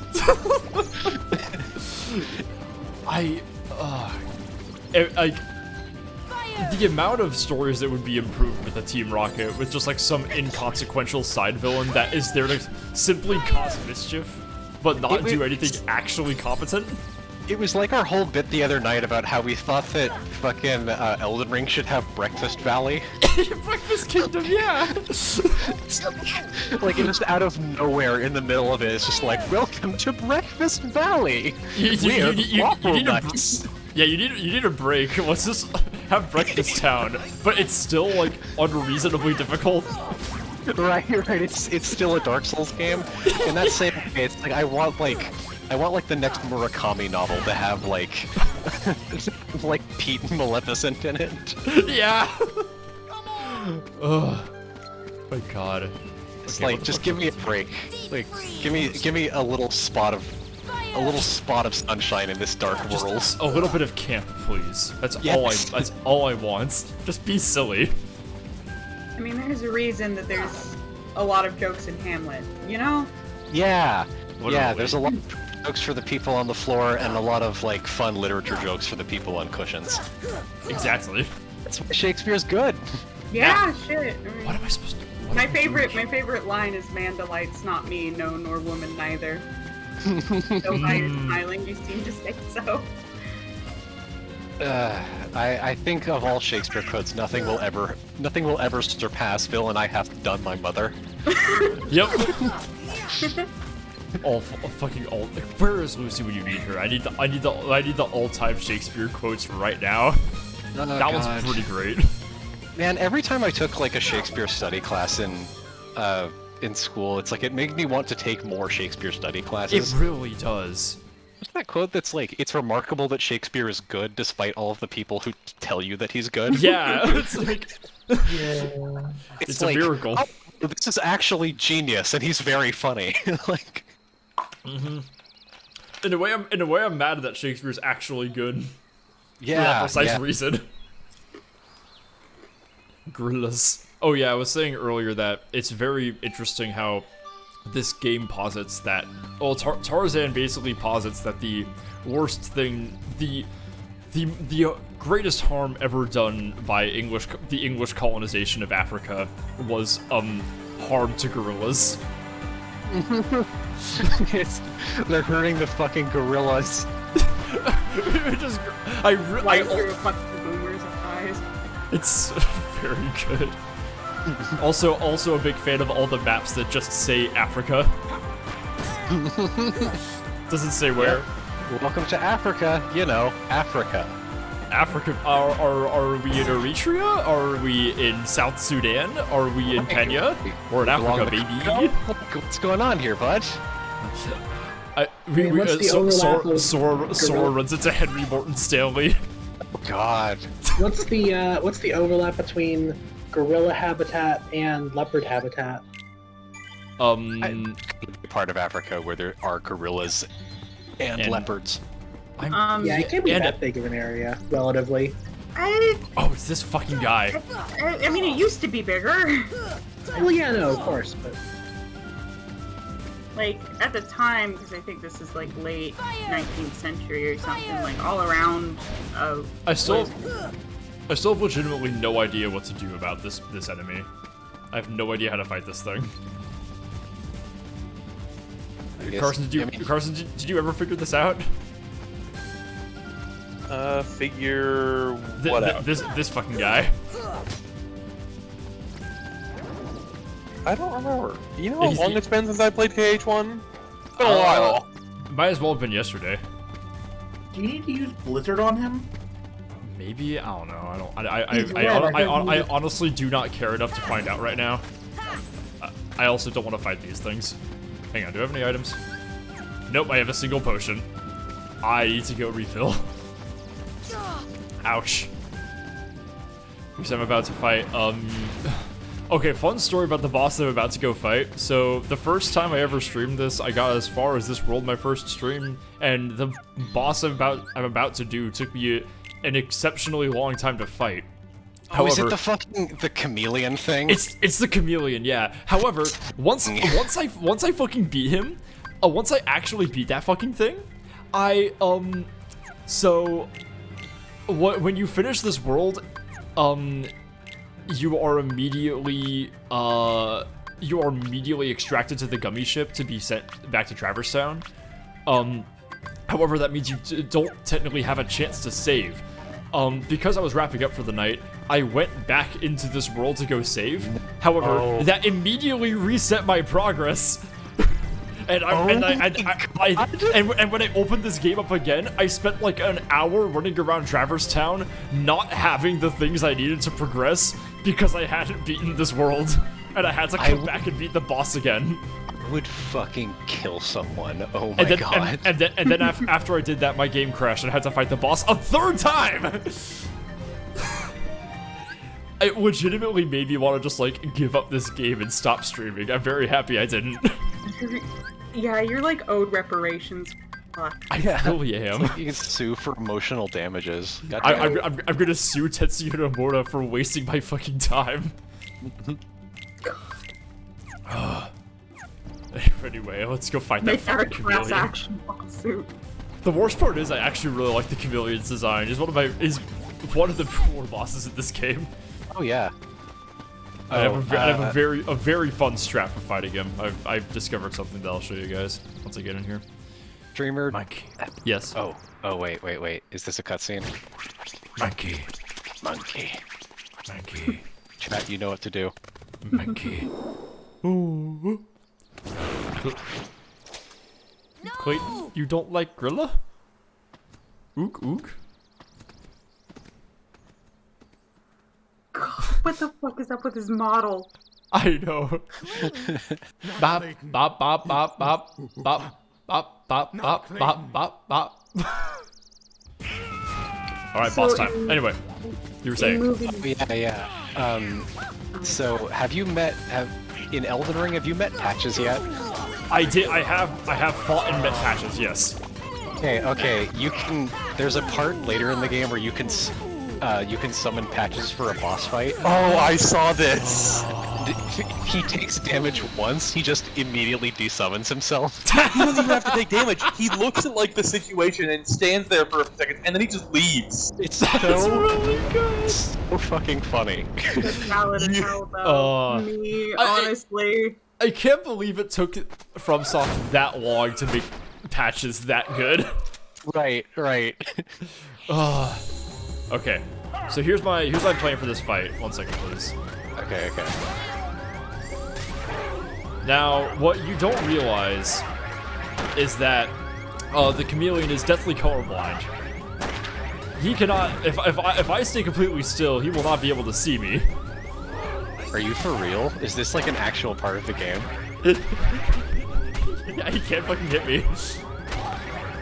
Oh my god. Yeah, he can't hit me. So it's just gonna be Donald and Goofy. Yeah, it's just gonna be Goofy fucking wailing on him. Let's see how long this lasts. Let's go! Let's go! I'm gonna take a second. So since we got a moment to pause, actually, you know what? Hang on, I'm gonna go heal because this BB is getting really annoying. Hang on. Pardon me. Fuck. Hubris. Sorry. It's fine. Sword gets shot and dies. Hold on, I know I'm perfectly safe here, but let me just go. British imperialist shoots and kills a 14-year-old. What else is new? More at 11. Leopold II, what are you doing in Kingdom Hearts? Leopold II probably did personally shoot and kill him. No. Kaiser Wilhelm probably shot and killed a 14-year-old boy. Yeah. Because, like, King Leopold was, like, you know, he was evil in a way that, like, most of history's, like, normal evil people were evil. Yeah. Kaiser Wilhelm was legitimately, like, the Joker, but real. Alright, I don't like that sentence. Gonna put that out there. He was like, if you actually learn about his life, his parents basically like his. I forget why his Jokerized him. yeah, his parents basically tortured him until they would fix his like shitty cringe ass arms that were the wrong size. Yeah, his shitty cringe ass left hand. Yeah, they like electrocuted him so his left hand would be normal.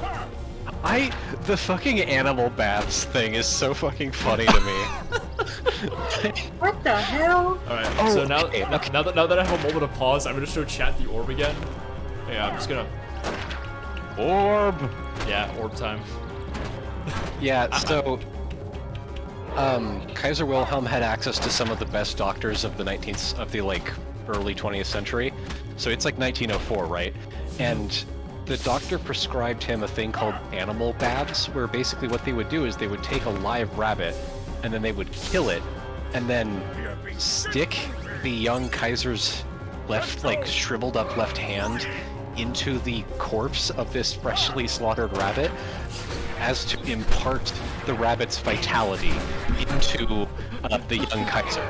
I forgot that they actually tried this. Okay, yeah, that would make me insane, actually. Yeah, no, it's like that is one of the most traumatizing things I think you could possibly do to a child. That's like so unbelievably fucked up. It's like, we killed this animal in front of you, now immerse your hand in his flesh. I have worked on a ranch. I have seen some animal baths. I've been around it. That is so incredibly fucked up. Right? It's like it's like they were actively attempting to make their child fucked up and evil. Yeah. Literally, yeah. Like it just the perverse evil of them being like, we are doing this to make our child more normal. It's like, yes, this will fix him. The kind of thing that makes me think about what medical procedures are we doing nowadays that are the equivalent of animal labs, you know? Oh my god. Conversion therapy. Yeah. That's really the remnants of old medical science. Oh yeah, but that's even 20 years ago, doctors could just do surgery on you without asking. Yeah, really. There's one procedure that they'll do to sometimes if you're born breech or there are other conditions where one leg will be shorter than the other, they will break your leg and stretch it out. Oh my god. Yeah, that shit's so scary. Jesus. So that's one of them. By the way, how do you like my strap just kind of sitting here and letting Goofy throw himself at this chameleon? Honestly, tease it up. I'm here for it. I love it. I think you're a scrub for using summon ashes. No, I'm actually patching in Donald and Goofy via multiplayer, so they will despawn once you beat this boss. I see. Yeah, no, this is Sora's co-op run. It's player summons. Yeah, precisely. I want you to know that getting this far on what's the fucking Crowd mode? Oh no. I'm in Elden Ring. They'll what is it, Defiled, or what's the fucking build called again? The one where you the naked build. What's that one? Yeah, fucking Destitute, whatever it is. Yeah. Starting Sora on Destitute was hard enough. Okay, I do deserve a little bit of help. There's no way at my skill. There's no way at his. Oh, there we go. Goofy's back. Get him to come over and try to show you again and miss. I'm making a meme. Hang on. I really love that. It's like his shots aren't even fucking hitting. It's not like they're hitting me and they're doing no damage. He literally just can't hit me. You've got this, Clayton. You can do it, buddy. You can shoot a 14-year-old. A little higher. Oh, buddy. Okay, Donald's back. Wait, is he on the leopard's back? No, he's on the. It's a chameleon, and yes, he is on its back. Okay, what the fuck? That's so fucked up. Man, the amount of content we've been able to extract just from Kingdom Hearts 1 is like nothing compared to Kingdom Hearts 2. Oh my god. All right, I'll go give him another honest try because he's down to his last health bar. All right, let me just. Fire! Uh-oh, that's not ideal. Yeah. Fire! Fire! Have you tried Sora in Smash yet, CT? I have. He's wonky. I really don't like the floating characters. Bitch. For some reason, I like. Well, so he's okay. He's incredibly good. I just don't like the floating characters. Sora's Yeah, probably that's fair. Sora's probably like a B tier character. Like I used to be really good at like. I used to be good at like Snake and Ike and such. Like I was good at people who were kind of slow and kind of stick to the ground, but hit pretty hard if you can play this right. Those are both like fairly slow heavies. Yeah. I used to be like extremely good at Snake. And a quick disclaimer: this was before I played a Metal Gear Solid game. So I've kind of always been like this. Anyway, and after basically spending like a month straight of having, I basically had like a whole week where I didn't have access to my PC because I didn't have a desk yet. And I basically spent the entire time, basically trying to get good at Sora. The way I would do this was I would basically just enter, I would just go fight like NPCs on level 9, and the moment I could, and I would just do this, fight random NPCs on level 9, and every time I beat one without losing a life, I would add a second level 9 NPC. And I got pretty good at Sora, and then when I went back to Snake, it was like I had never fucking played the game again. It was, I don't know what happened. For like multiple enemies, like Snake is all about like setups. Yeah, totally. Like setups and frame traps and shit like that. Yeah. He's the thinking man's Smash character. Totally, yeah. Game 400 says Goofy has no heart and therefore cannot fall into darkness. Goofy's fine. Goofy, like, okay. We're not gonna say Goofy's a nobody because Kingdom Hearts 2 hasn't taken place and he hasn't actually died yet. I do believe that after that point he does become a nobody, but we'll get into that later. Donald Duck, however, I legitimately believe is like the Disney protagonist that's the closest to succumbing to darkness. Yeah, like, that makes sense. There's a lot of rage in his heart. A lot of rage, a lot of greed, and a lot of guilt from the atrocities he committed at the Battle of Iwo Jima. Yeah. Isn't Tunnel like he canonically? Yeah, he's in the Navy. Yeah. He fought in the Pacific and I think also in Vietnam. My God. I actually have, God, I hope they're not false memories, but I have memories of like an animation of Donald like looking at a picture and like looking very despondent in such a way that's like he is a veteran. Yeah, that probably exists. I do know that there was a short animation back in the day called Donald Gets Drafted. Oh my God. I did not watch it in prep for my project, but I know it exists. Okay. God, what the first fucking Jesus Christ! I may have made a mistake doing this hard mode. Are you still like a glass cannon? Yeah, I dropped shields. And my levels have not done me any favors. I want you to know that the starting build that you saw me pick makes the beginning of this game extremely hard. This is. Didn't you do that on purpose though? I did, yes. It was for the bit, but I spent so much time on the Alice in Wonderland boss, and like I had multiple people, including Innkeeper, in chat, giving me legitimate looking up legitimate tips on how to beat it. And that when I actually did win and get scanned, it filled me with it just filled me with this urge to keep this shit going. So it wasn't for nothing. I had a very impassioned succumbing to the sunk cost fallacy. But you know what? Gotcha. It's okay. Kingdom Hearts has made me evil enough. It can do it again. I see. You're just fully Jokerized at this point? Basically, yeah. Gotcha. Precisely like, I literally had the doctor turn off my pain inhibitors last night. Doctor, turn off my pain inhibitors. Alright, made the meme. Where should I put it? Put it in live Stream logger. live blogging.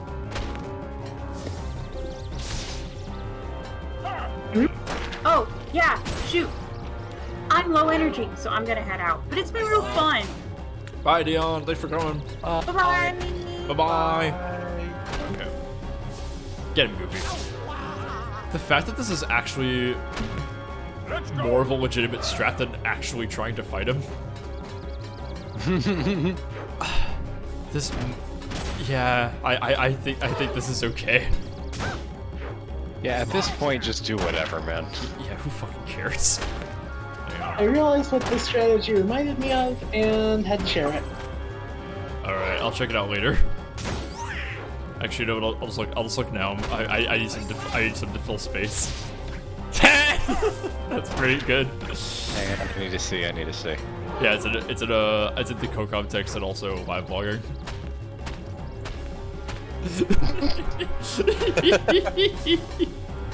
That's silly. For people in chat who do not see this, it's that painting of like the gesture like taunting all of the like wild dogs who are all like attacking him, except it's Sora and Clayton.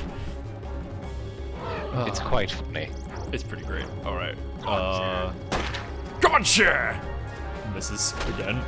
It's okay, Clayton. Ow. I shouldn't have been so foolish as to actually try and fight him.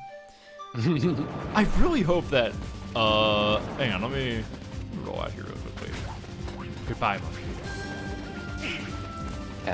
monkey. What if I actually tried to like grind and level up in this? What if I like played the game as it was intended? Wouldn't that be crazy? Wouldn't that be wild? Like actually do you any good? I mean, maybe.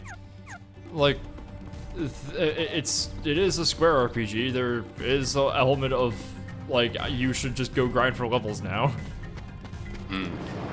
There are whole areas in Kingdom Hearts 2 that are like locked behind your level progression, and it's really actually well, not like not required ones, obviously, but like there's this entire area called I forget the name because it's been a half a year, but it's this kind of cave they have to pass through, and the only way to do this is to level up your secondary forms, which have these little mobility abilities that they give you.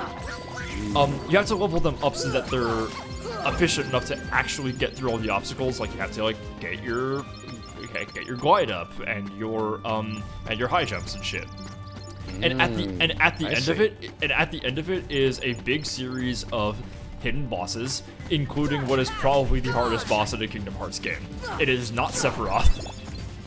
What is it? It's a boss called the Lingering Will. It's a final mix boss that is supposed to be teasing someone in Birth by Sleep. It is the hollowed out armor of a character named Terra. Have you ever who is literally just this game's analog to Anakin Skywalker? Ah. Because I mean we didn't I didn't talk to you too much about Birth by Sleep, but basically it's a shot-for-shot recreation of Revenge of the Sith. Oh, interesting. It's insane how similar it is to. It's like okay.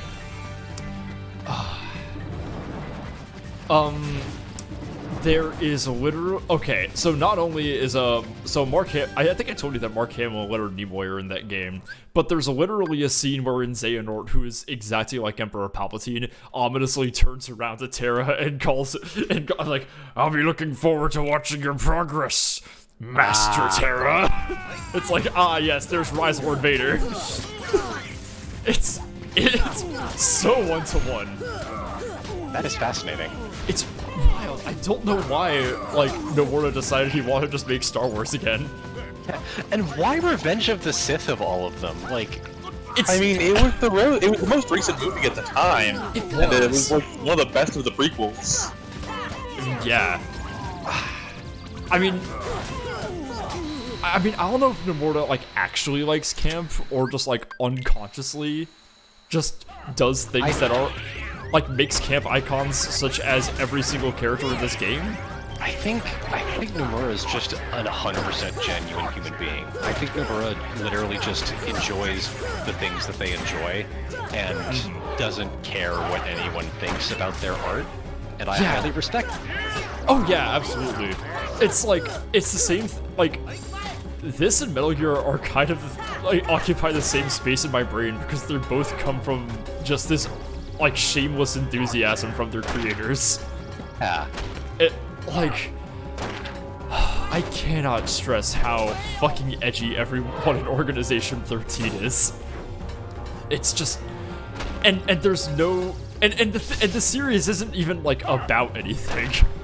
There's nothing, like, deeper here. It just is what you see. It's just Nomura hitting his toys together. God bless him. Yeah. Quite literally in the part of Kingdom Hearts 3, where they're all fucking Toy Story. Let's go! Well, I'm so excited. I'm so excited for that specific world. There's Toy Story features gems such as Buzz Lightyear going to Sora and being, "That's easy for you to say. You're from a video game." and also Woody telling Xehanort that no one's gotta ever be loved Woody him. going, "Huh, nobody must have loved you as a kid." My guess is no one's ever loved you. So fucking Xehanort. Oh, okay. I gotta get a scarf. Damn, Donald.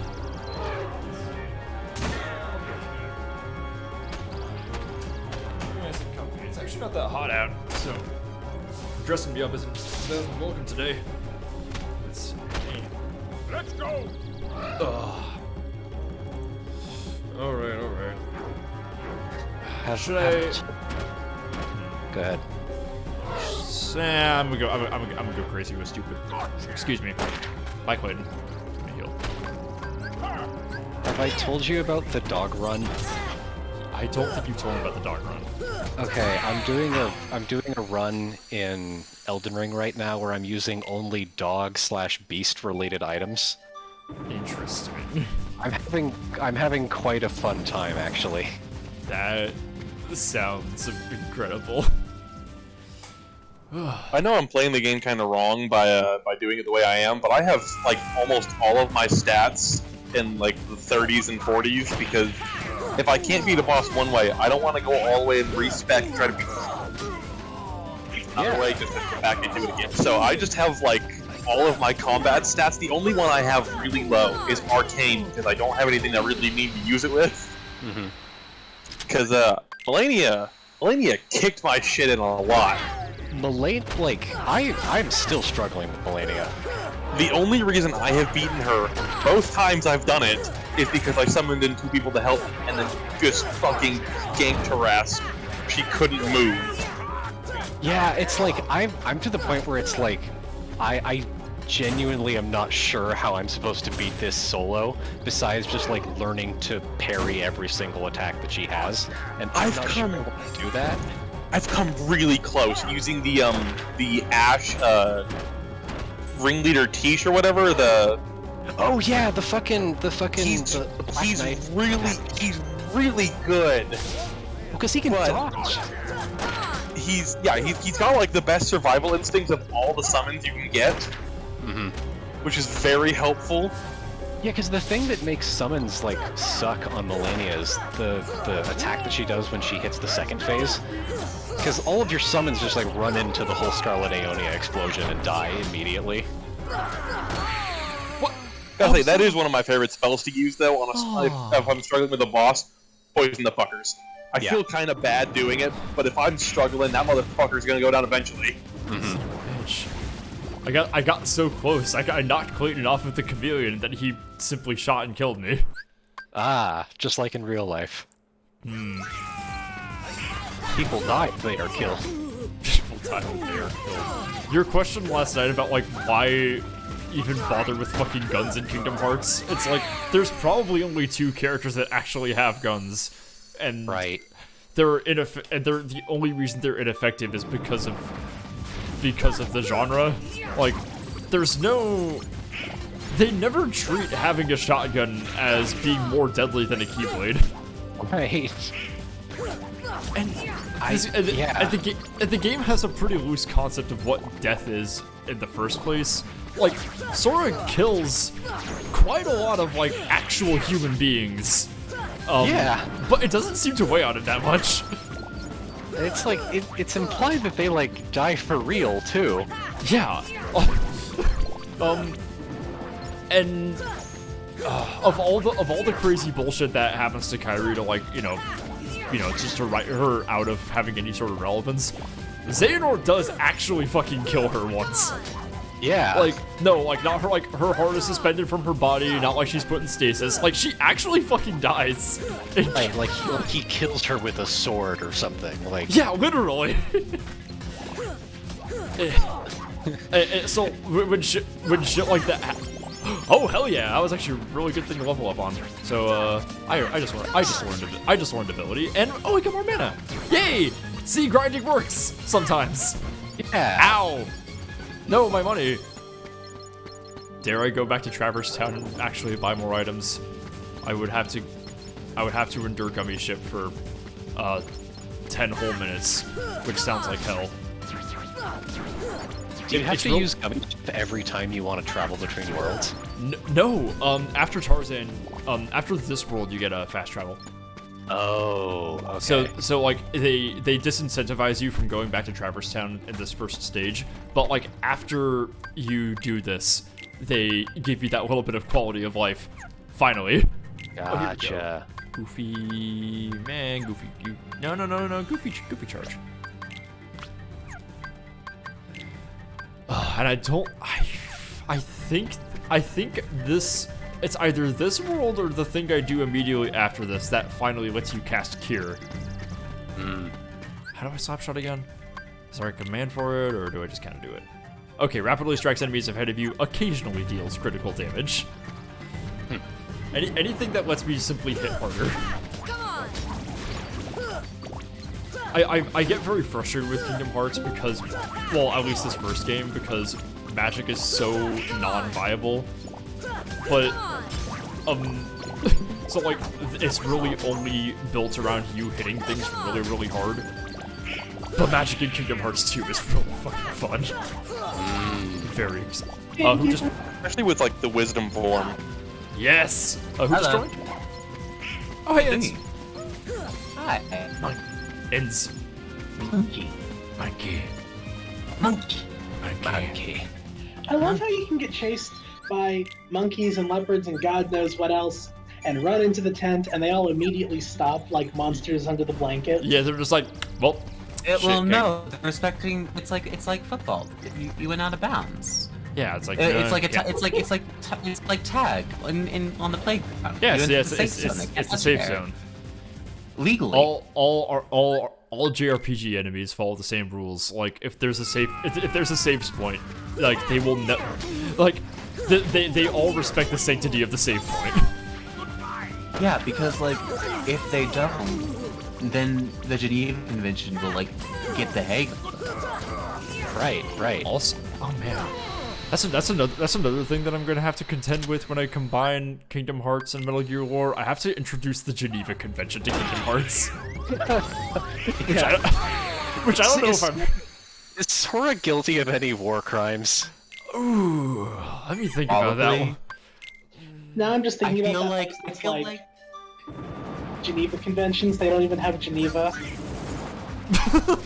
Okay, there are several worlds in Kingdom Hearts in which Europe exists. Okay, here's the question: are those the same world? Let's see. Mulan is straight up literally just normal China. Yeah, it is just regular China. It is real China. And regular Huns. Oh yeah, tacos and burritos. You're right. Sora is literally a child soldier, so Sora isn't guilty of war crimes. Okay. Interesting thing here. So, a lot of Chinese mythology is not considered to have happened in real life. It's considered to have happened in a fake fantasy version of China called the wuxia, right? Oh, right.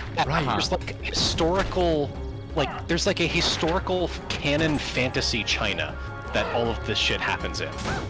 However, Mulan very specifically, the wuxia is very much like that's where the fucking cultivator and shit happens.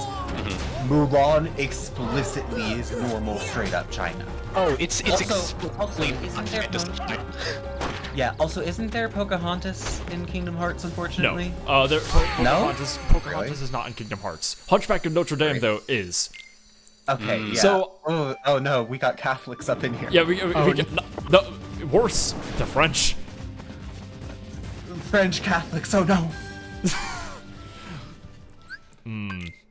This is whatever the opposite of a habitable zone is. So yeah, Sora not guilty of any war crimes, but man, I did not really get into the extent of how many fucking atrocities Mickey Mouse is guilty of. And that's not even a fun bit. He's actually objectively a really morally questionable character. Morally questionable Mickey Mouse. Yeah, honestly, it's really funny. I have a question. Yeah. Has Donald committed war crimes? Yeah, he was in the Navy. No. Wait a minute. Wait. So if Donald Duck was in the Navy and served in Vietnam, he might have served alongside Big Boss. No. Oh my god. Do you think Donald Duck ever cracked his CO? Donald Duck Big Boss.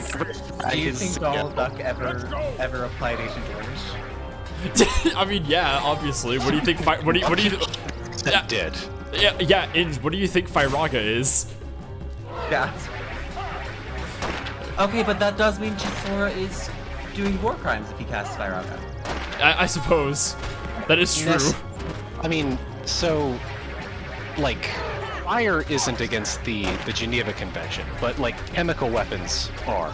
Yeah, but if Firaga is Chemical Weapons Agent Orange, they're casting the same spell. I'm saying that, I'm not sure Firaga counts as a, necessarily counts as, inherently a war crime. However, it's using defoliants for combat purposes. That can be a war crime. Okay. What about substance abuse? What are we considering potions and high potions and stuff? Are those drugs? I'm gonna consider those mundane medical technologies, honestly. Yeah, totally.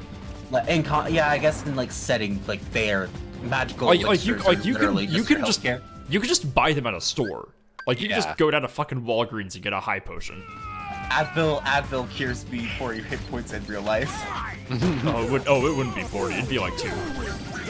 For me, it does 40. Potions are just. Yeah, you spec it to arcane, so healing items work better on you. Yeah. It's all the eyes on my skull. Anyway, I was just saying hi. I wanted to say hi. Hi. Hi. Yeah. I just got a D&D, so I have no spoons still. But yeah. I just wanted to say hi to all y'all. Yeah, that's cool. Yeah, you're good. Anyway, see you around.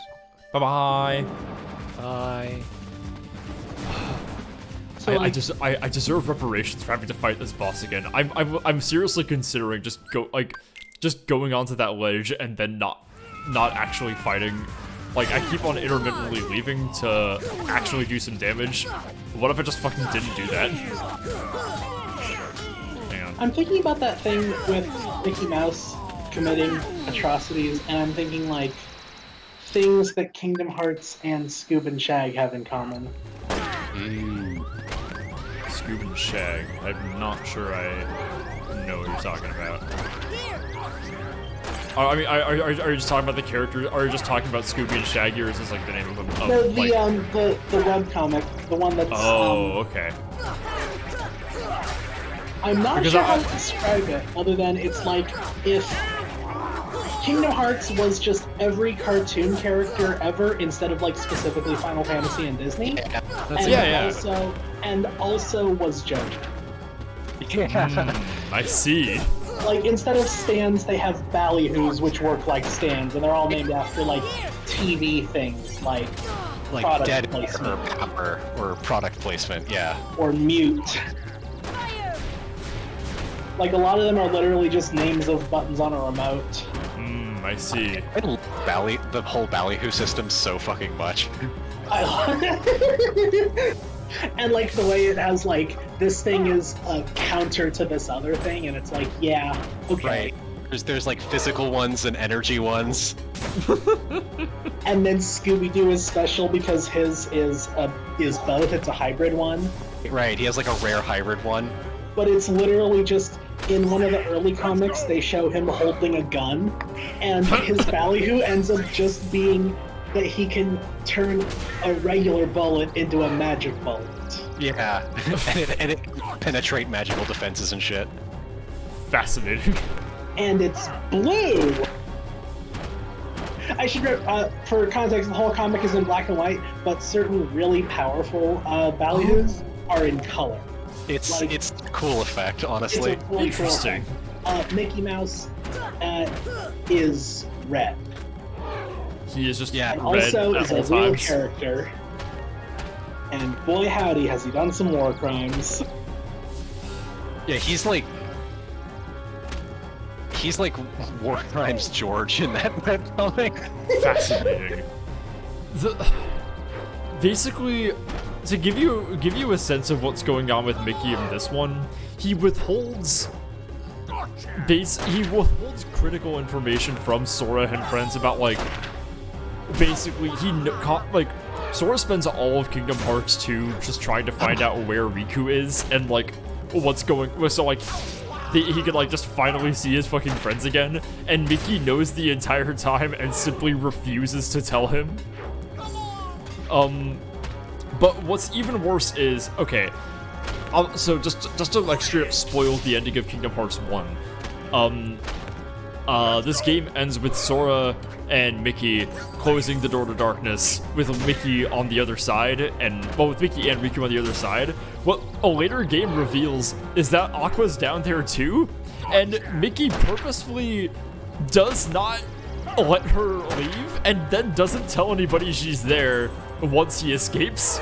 The fuck? So like, and she's stuck in and she had already been stuck in the realm of darkness for 10 years. Oh my gosh. So he just fucking leaves her there to fend for herself, constantly being bombarded by Heartless. And I'm pretty sure at that point she also lost her Keyblade and couldn't fight them. Nice. So yeah, Mickey doesn't necessarily commit like war crimes in this game, but he does like blatantly immoral things for seemingly no reason.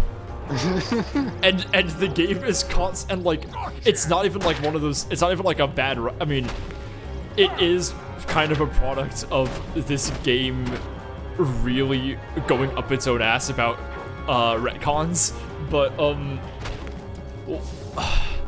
it doesn't like that. They don't get caught up in trying to excuse any of them. Like they never neglect to address how blatantly evil that makes Mickey Mouse. Yeah, which makes Mickey super evil. It's very funny, and also really fucked up. Also, it's like the way Mickey justifies it. It's like, well, if I told you she was there, then you'd want to like go help her. And their response is like, yeah, we should really go do that. Yeah, man. Like, what the fuck? Also, I just beat Melania. Hell yeah! Oh my god. It took talking about the crimes of Michael Mouse to finally unlock the strength to do so. Literally, it was like the moment that you beat that you mentioned Mickey Mouse when I beat her. Yes! Also, Clayton killed me on the ledge. Hell yeah. So, I think I have to just suck it up and fight him. Oh boy. God, this is gonna be like fighting fucking oh Jesus, this is gonna be like fighting fucking Oogie Boogie again. Because when I did that was when by the time I reached Oogie Boogie in this game was the time I finally had an audience and people had hoarded the channel points to make me play harmonica solos in the middle of stream, and I thought it would be a good idea to not pause the game. So I'm sitting here trying to fight this boss that's pretty reasonably difficult while just like improvising a harmonica solo on on an instrument that I hadn't played in like 3 years at the time. Those early days were fun. I miss that shit. Dive at it. Okay. I know I'm asking the exact wrong person. Hey Carson. Hi. Got any advice? Get good. Yeah, I knew it. Thanks, buddy. You're welcome. It didn't work. Listen, I just gave you the advice. The fact that you didn't follow it isn't on me. That's fair. Okay. Wow, we're not even gonna get to the games. I don't think we're gonna get to the games at this rate. I thought we were gonna get to the games. What was that? I have not actually played this before, but it looks like your wind-up charge move and his wind-up charge move take about the same amount of time. So if you're trying to do your thing just when he's able to do whatever the fuck he wants, and then he immediately just shoots your ass, that feels like a thing that keeps happening. What's really frustrating is that I have to start every single fight, every single time we fight him, I have to immediately roll out of the way, because he opens it with, like, an extremely powerful shot that I have, like, half a second to dodge. I really hate to say it, but he might be right. Deep freeze! Okay, this guy is big, so freeze might actually work. Oh wow, hang on. Okay, this isn't so bad. Yeah, just like don't like you're fighting a guy with a gun. Don't stand in one place for 4 consecutive seconds. Precisely. Good advice. Deep freeze. Uh-oh. Ouch. I didn't know I didn't know that he was up. Okay, when I actually try, I actually stand a pretty good chance. Here we go. It was going good until you stood still again. So this is the power of Ultra Instinct. I still legitimately want a Dragon Ball World so bad. Just, what non-Disney media you want there to be a Kingdom Hearts World for? Dragon Ball would make me very, very happy. I just want to see Sora ride the Nimbus. That would... It would... I want to see Donald and Goofy try, and then Donald just falls through. Yeah. I want to see Donald and Vegeta have a dick measuring contest. Oh my god, yeah. Donald is a duck, so I think he has I legitimately think Donald Duck might be stronger than Vegeta. Well, yeah, I mean, Zeta Flare. Like, Flare's like, it's like the sort of thing that a god uses to destroy a universe. And it's like Donald Duck casting Zeta Flare is basically on par with Goku entering Ultra Instinct even once. Yeah. It's kind of crazy how, like, universe powerful that move is. It's fucking ridiculous. And, like, I mean, I don't know the entire, like, baggage around it, like, what the whole in-universal horror is. Aren't there, like, only 3 characters that can even cast it? Only one of which without dying, and that one character is Donald Duck? It's like, I believe Donald Duck is the only... It's like, Zeta Flare is the sort of attack that I believe the only character in Final Fantasy that can cast Zeta Flare without dying is like a dragon god of some sort. Bahamut? It takes them 7 turns to charge it up. And it's the only attack they know. And yeah, and then the only other character that can cast it without dying is Donald Duck. I'm not sure Donald didn't die when he cast that though. I'm pretty sure he survived. Like he cast it like times in a minute. Well, it's not like he can cast it multiple times in a minute, but when he does cast, like he only casts it once in the entire series. But when he does, his charge up time is like a minute. It's like a second or two. Like it's basically on site the moment he sees Terra. Yeah. Now, Donald Duck is canonically the most powerful red mage in the entire Final Fantasy canon. Yes. By like an enormous amount. It's fucking absurd. And the thing is, basically every single game starts you with Metroid rules where like you immediately go back to level 1 for some diegetic reason. Which I think is very funny. It is. At this point, Donald hasn't been losing his, Donald has been repeatedly losing his powers, but not in Kingdom Hearts 3. He's fine in that one. There's no reason he shouldn't be able to cast Zeta Flare. Which basically means that hanging around Sora has been holding him back for like an entire year. Right, literally, yeah. I mean, there was that one time that Naminé gave him brain damage. Right. I legitimately love that theory that, because, son of a bitch, Sora's vocabulary is, the most advanced in Kingdom Hearts Chain of Memories, which is also the game where, Naminé induces, like, basically slow amnesia upon him for the duration of the whole game, which takes an entire year to reverse. So people like to joke that Naminé gave Sora brain damage, and that's why he's so fucking stupid in later games. I'll accept that as canon. I do too, honestly. I would, because like he's a little dopey in this game, but he's just like, you believe more that just because he's kind of childlike, and yeah, especially because like, you know, he's doing things like flying for the first time, so he's just experiencing a little bit of adventure and joy. But in later games, he's legitimately just a fucking idiot. Right. He doesn't know what a phone is. Well, like, Chip and Dale hand him a cell phone, and he like looks at it really confused, like, oh, what do I do with this? Like, what is this machine? How does, how you want me to do what with this thing?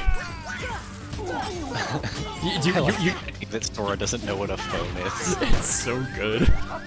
Yeah, 3 really indulges in just how fucking dumb he is. I'm so excited for it. He's like 14! He shouldn't be, like... I legitimately wonder if Sora can read. I 100% don't think Sora knows how to read. Okay. Island. I mean, okay, he grew up, I mean... They didn't render the like, there's an entire island in that world that has, like, a town and a school. I question whether Sora actually went there. Kairi goes there. We see Kairi, like, in high school once. Huh. Her and the other girl, too, yeah. Yeah, her and Selphie. Wait, is the character's name actually Selphie? Yeah, Selphie she's from some Final Fantasy game. But yeah, it's actually... Selphie, Tidus, and Wakka. Ah. Yep. Ow. I'm just obsessed. Why did they make Tidus so short? Why did they do that to him?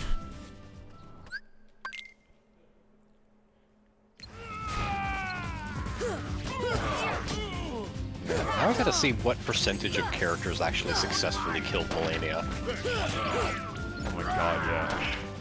God. I mean, I've done it twice now. I had to get help both times, but you know. Yeah. No, it's like I gave in and just fucking summoned another player. Funnily enough, one of the times I did it, I think it was yesterday, I tried summoning 2 people, and I saw 2 people that were just using all of Melania's gear, one of which was just named Melania, so... The Melania cosplay. I got 2 of them. Oh my god. I died when the second phase hit, but you know. Ouch. I feel like this Elden Ring boss you guys are describing took about as much effort as Clayton is taking me now. Which is very sad. Oh, shit. The best FromSoft game is Kingdom Hearts 1. I was saying this earlier. It's like, wow, I spent half a year not touching the series and I got really bad at it. No, that's not the case. What happened was I spent half a year not playing this game, and then I came back to what's easily one of the hardest ones on the hardest difficulty, with basically probably the most disadvantaged starting set of abilities. Right, you're playing the hardest game on the hardest difficulty. The only way Dark Souls of Final Fantasy Kingdom Hearts. Literally. The only way I can make this harder is if I turned on EXP 0. Which I will never do. I will never turn on EXP 0. That's the you don't get any levels ever? Yeah, you just don't get any levels.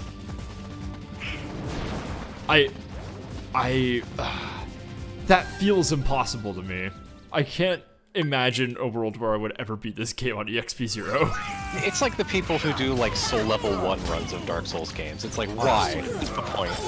I mean, I believe there's a guy I watch every now and then, and I've seen him do soul level 1, taking no hits, all bosses. That's fucking ridiculous. Yeah, fucking Lobos.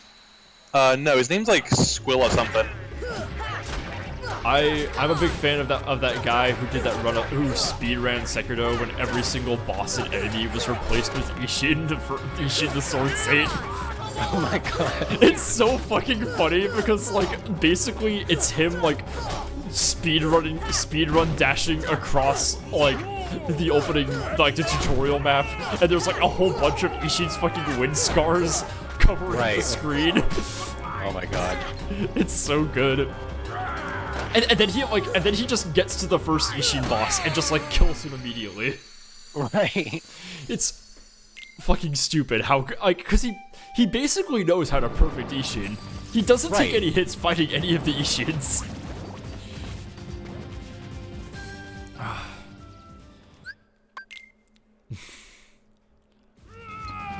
I'm pretty sure there's another run of Sekiro where every single boss and enemy is replaced with the Guardian Ape, which sounds like hell on earth.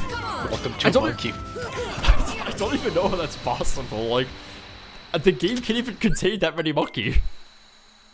Now that's too many monkey. It's too many monkey. Like, they just do not fit in the space that Sekiro provides them. This is simply too much monkey. Dark Souls, but the only weapon I could use is a fish spatula and a rubber band. Hey, people do fucking the ladle runs from Dark Souls 2. Oh my god. Is there actually a ladle in that game? Yeah. The only way to get it is by beating the game and then talking to the Firekeeper at the beginning. That is the only, like, other than my own scholarly interest, that is the only sentence that has ever made me actually actively want to play Dark Souls 2. It's like, you should play Dark Souls 2 just to play it. Like, yeah. It is fun. It's just not nearly as good as the other games in the series. Yeah, I have a vested interest in experiencing Dark Souls 2, but nothing has actually made me excited for it than order that there is a ladle that you can get in Dark Souls 2. And it's just like by far the worst weapon in the entire game. Like, it's a joke. Excellent. That's perfect. Makes me really wish that like a broom run of Assassin's Creed 2 is possible, because like I know that you can't keep the broom. Like, it is impossible to actually hold on to the broom for the duration of the game. But I really wish it was. Yeah, we deserve that. I really want the fucking broom run. I need to actually give like those early Assassin's Creeds an honest try. I've been seeing Snapscube has been doing that and talking about it on our Twitter. Yeah. How like that first game, despite being really janky, actually has like it's really hard to ignore how influential those first few games actually were on like like basically the Xbox 360 era of games. Right. Well, yeah, they were incredibly influential. Like, yeah, not just from a gameplay, but from like a technical standpoint. Oh, totally. Yeah, and what I find very interesting about is like it much like what part of I think about its history sometimes, how they were just like, the only way that this game was even going to be possible is if we wait for another generation of consoles so we can actually render the crowds that we need to make this concept. Because there was just no way that they could make that many people. Right. So like basically the moment that like the next generation was like, okay, immediately we're introducing the stealth mechanic. Yeah, and it's just fucked. It's so good. And they immediately ignored it after the next generation. They were just like, nah, you can crouch now. It just operates like, yeah. I don't know, like the crowds made that game so much fun. It's so fun. It's like, it's very easy to suspend your disbelief. Because like, there's a lot of, those games got dunked on for a really long time. It's like, oh yeah, you're gonna fucking crowd blend where you're like a scary, like hooded assassin cult man.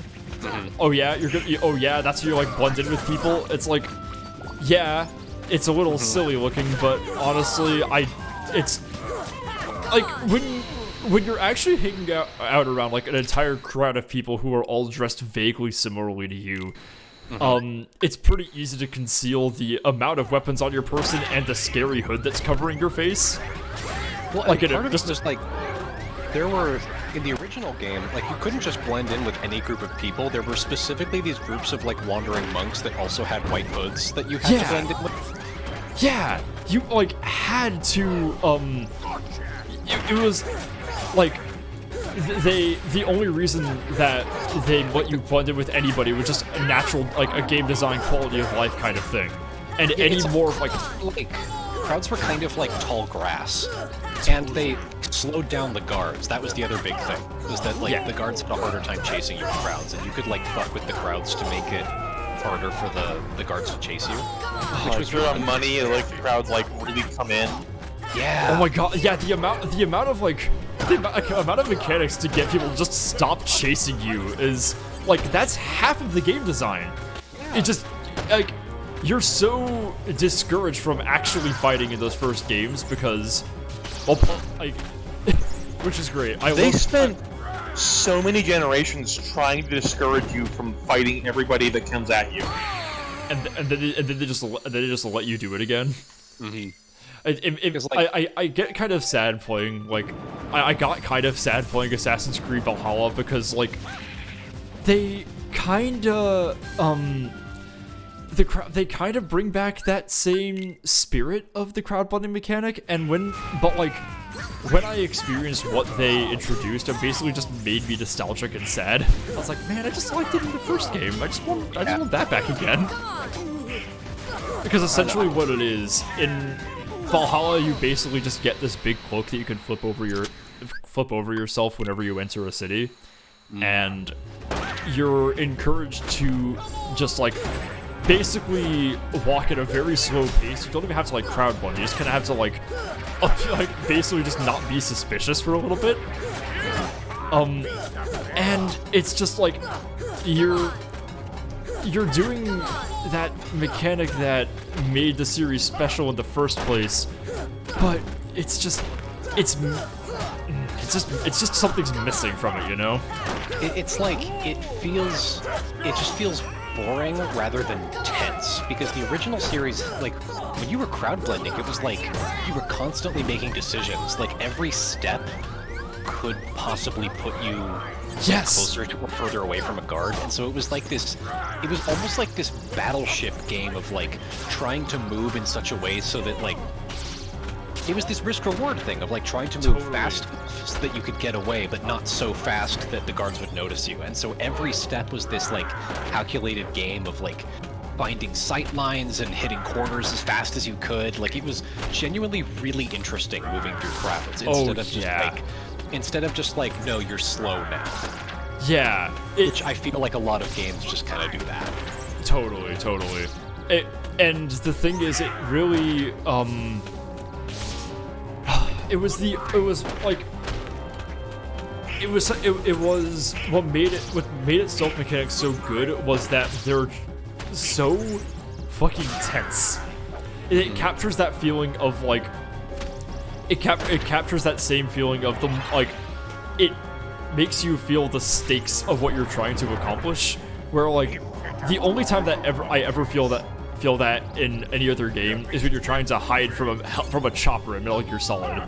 Yeah. It's like that is the moment, like in 5, which like 5, the most recent one I played, it's like the moment the gunship ever like shows up, it's like Ocelot literally tells you a single burst from that thing could cut a man in half, and it's like, oh, if I let that thing see me even once, I will die immediately. Yeah. And Assassin's Creed 1 starts with you losing all of your combat techniques and losing your weapon that's any good. So you are immediately discouraged from doing any actual fighting. So once you're told to like go in and sneak around and perform any assassination, you are filled with this feeling of, if I am spotted even once, I will die immediately. Right. And like, oh, I suck now. Like, yeah, there's and they never quite capture that again. The thing that really carried the second game was like partially the story. Like it was definitely like a PS2 era story, but they made you really care about Ezio. Like, yeah, it's fun. Listen, Ezio's first assassination against the guy that betrayed his family. It's so good. Incredible. Yeah, like this big speech to the crowd of, you fucking missed one. For me, it's that's the only one where when you perform the assassination, it's the only one where it immediately cuts to a cutscene, because they don't give you the liberty of like trying to figure it out yourself. They make you watch him stab that man in the chest like 5 times in a row, and just leave his bloody corpse on the floor. It's fucking great. It's so fucking hardcore. I think another one that hits like that is the first like assassination from Origins. Oh my god! That's a really good one. Against the priest guy. Oh my god! I haven't played Origins. Bashes his face in with the apple. Oh my god! Yeah. I love what that game does with like. Okay, I really hate the weird like alien lore that game has. Something about it just weird. It's not even that it gets weird. It just gets boring. Like all the intrigue. Like the moment they reveal it, it's fascinating. But every single thing you learn after that is just so non-interesting. I never once feel invested in it after that point. But I do love what Origins does with it, how they refuse to actually engage with any of it. They just like, they immediately give you the like scary MacGuffin that has basically been the series Doomsday device, and your character doesn't know what it is or why it's important. He just uses it as a fucking blunt instrument for just to beat a man's head in. Right. It's just like, I'm gonna hit you in the head real hard with this Doomsday device. So good. It's like, oh my god.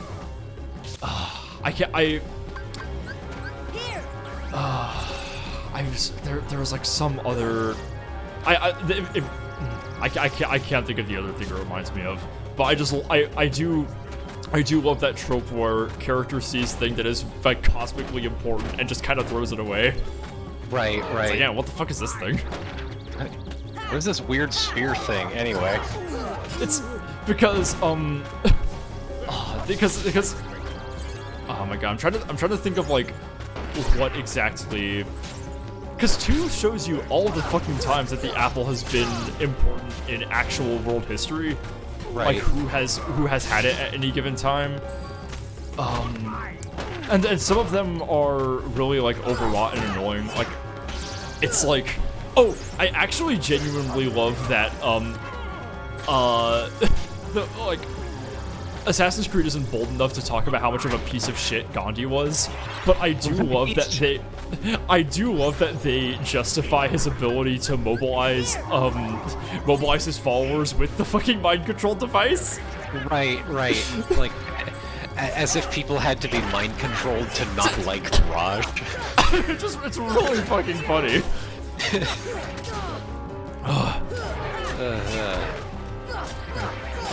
The idea that I also do love that they elaborate that Napoleon and George Washington both had one, and they too just threw it away because they didn't know what it was. Right. They're just like, I mean, they did extend on it with George Washington with the whole DLC. Where they had this vision where he was a tyrant, like, no, get that shit the fuck away from me. They like looked at it and were like, huh, that's probably not good. I probably shouldn't touch that. Man, it's one of those series that it was like I experienced it at probably the only time that I would ever meaningfully engage with it when I was like 15 years old. It's like if I tried to like get into Assassin's Creed now, I'd be like, wow, this actually kind of sucks. That was kind of my experience, unfortunately. Ah, that's really too bad. Because I had a good solid few years where I was just like, because it was in the era that there were like pirates and shit, and that game was actually really good. Okay. Like in my experience, it was like the original game was like, it's like I see why this was revolutionary for the time, but there's definitely some parts where I was like less interesting. 2 was really fun. Like it's like if you're like interested in games, like 2 is one of those games you gotta play before you die. It's like genuinely fun. I found 3 really disappointing.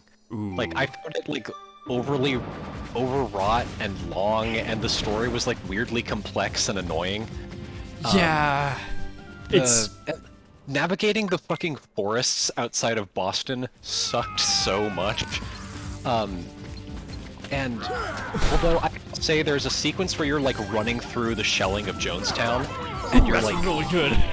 Like that fucked so hard, but like immediately after it, they give you this annoying ass mission where it's like, go place down 3 totems to find out where it's like, fuck you, man.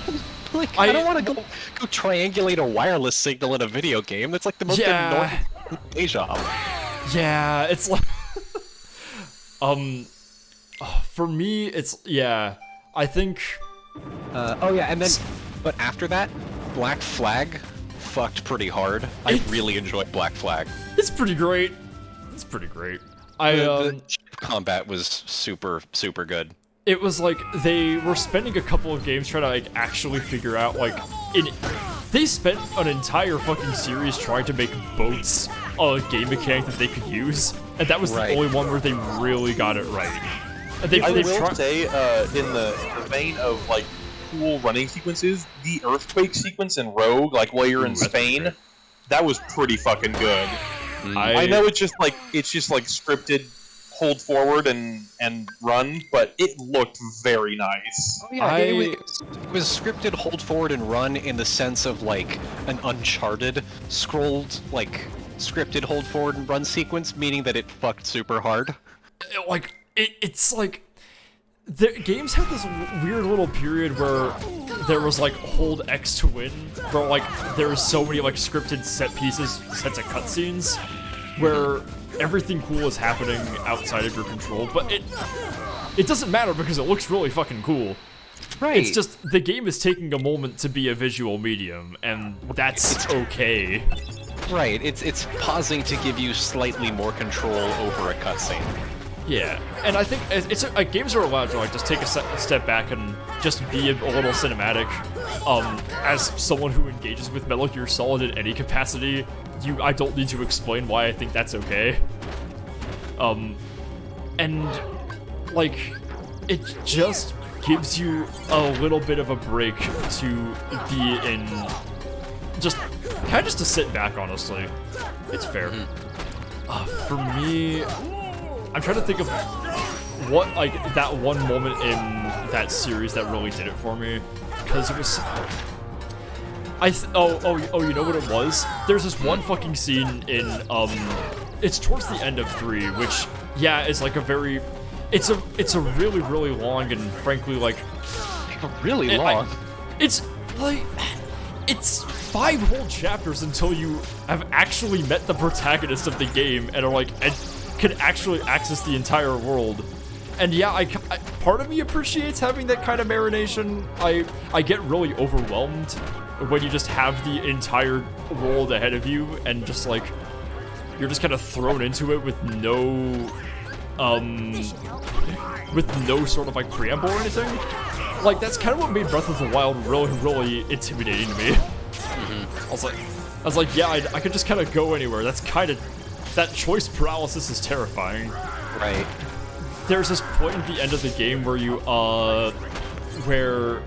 running through this part of New York that's being bombarded as it's towards like the very end of the game, and after this point you're constantly on the brink of death.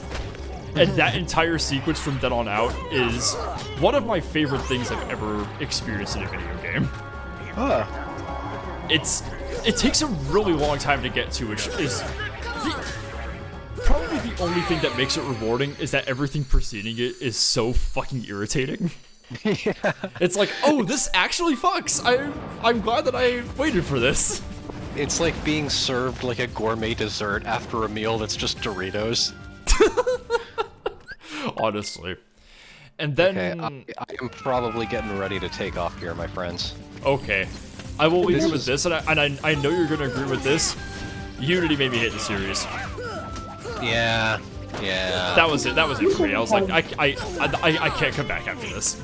Unity had, like, really bizarre politics. Like, they were super sympathetic to the monarchists. It was like, really weird. The only... Why the monarchists the good guys? These people were terrible. Like, utterly horrible.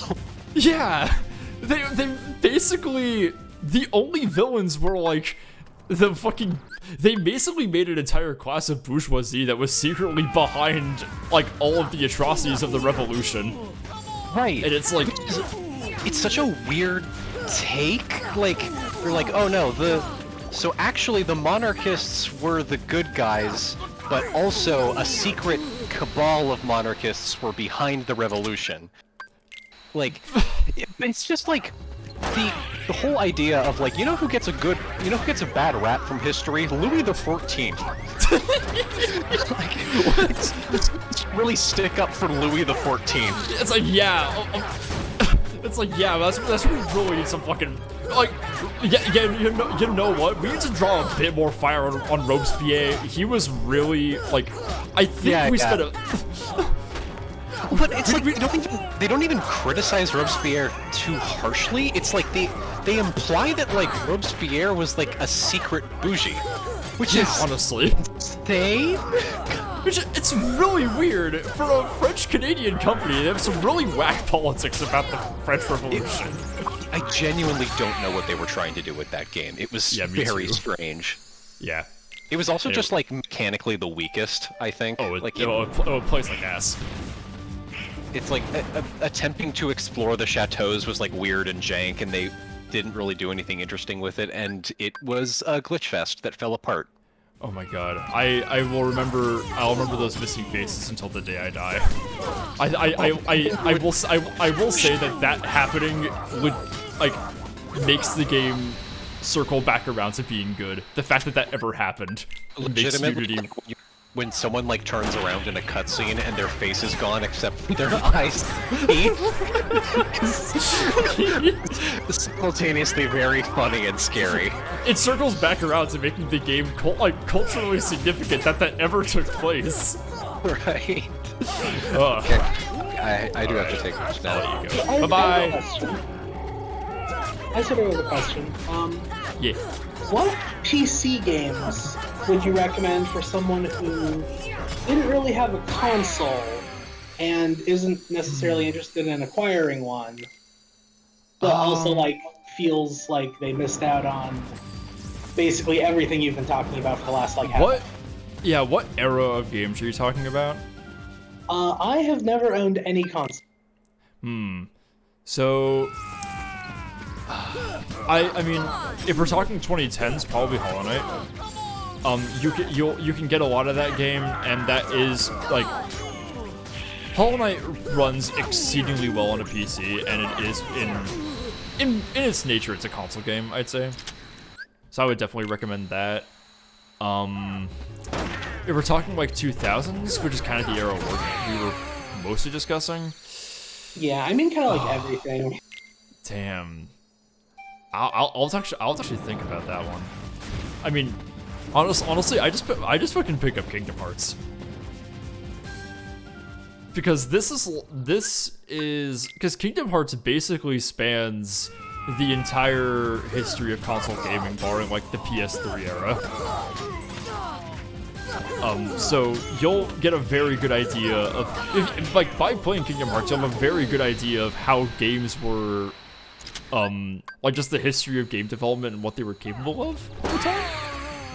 The difference between this game and 2 and shit like Dream Drop Distance is, crazy. And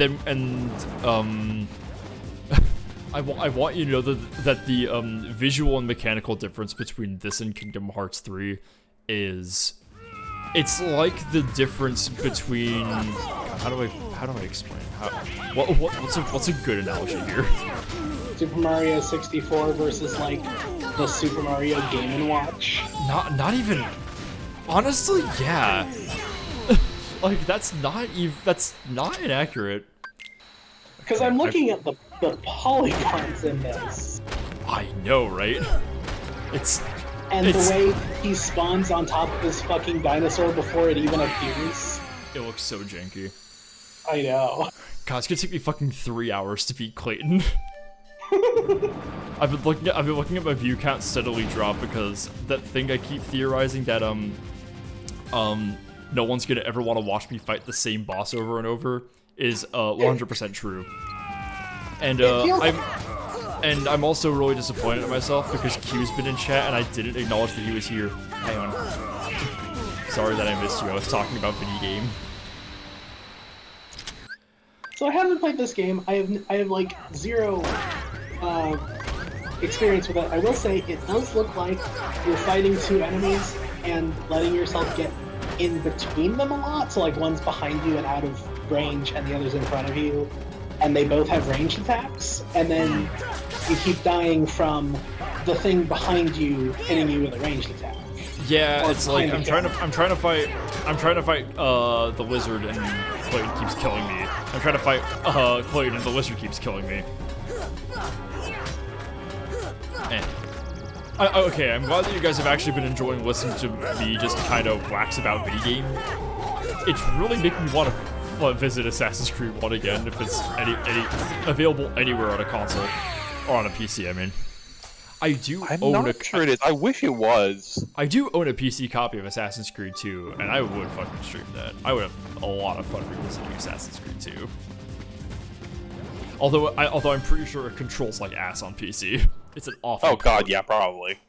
When I played it, because Ubi released it for free on PC for a little while, and I picked it up, and I spent like 30 minutes trying to like fix the camera controls because they were like fucking PS1 camera controls where it was tied to the bumpers or some shit. Oh my god, am I even gonna fucking be able to beat Clayton tonight? This is actually killing me. Anyway. You know what I'm gonna do? I'm gonna kill these monkey.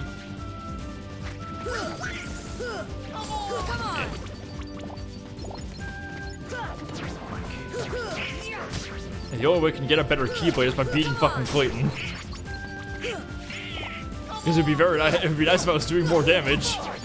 Actually, hang on, I think I do have a... Yeah, fucking Goofy has a Brave Warrior. I can just put it on myself.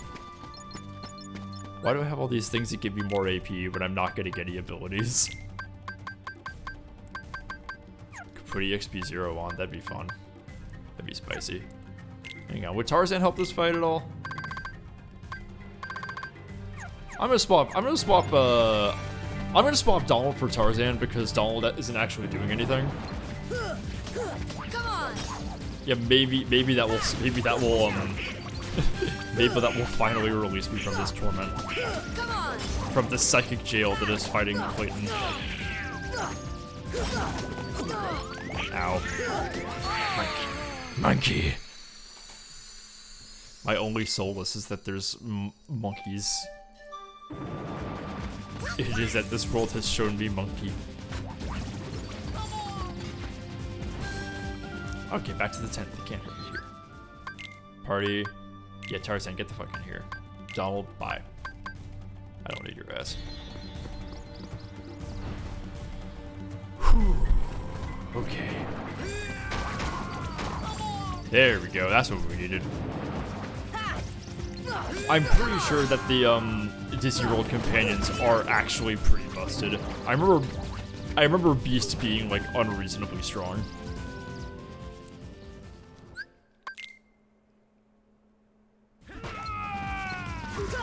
Alright, let's try this shit again.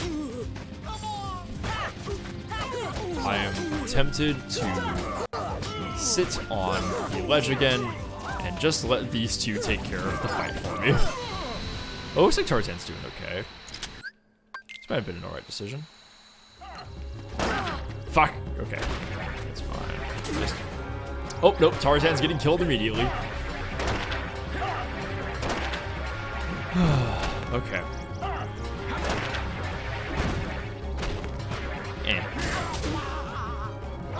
So Carson, I know that you have been around me and my arcs of being involved with the Assassin's Creed series. What was I guess I don't really know this. What was your high school video game series, as it were? What was the thing that you were unreasonably invested in?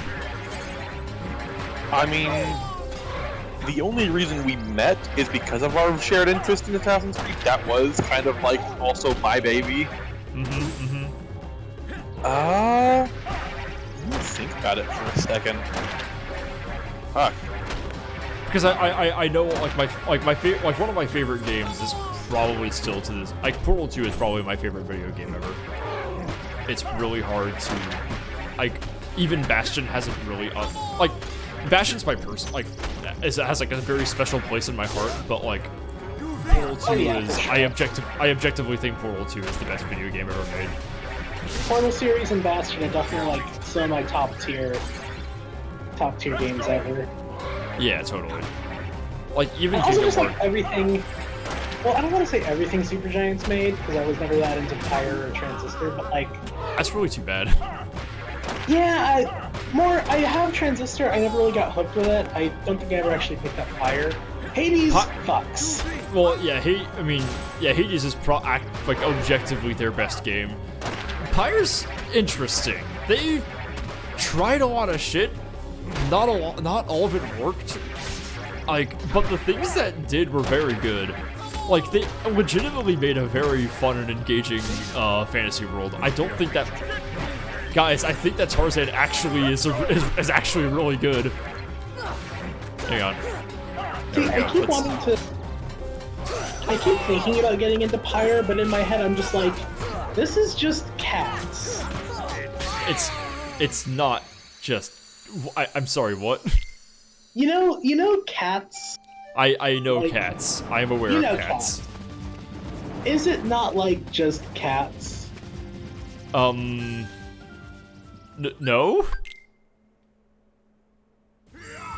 I legitimately don't know what you mean. I fail to see how they're similar. Let me check, because I might be thinking of something different. The first thing that comes to mind when I think of Pyre is Spooky Basketball. What the fuck do you get cats in that for? Is this not the game where when you win, one of your characters or whatever, ascends or something? They are effectively released from Magical Australia. Yeah, then they're return.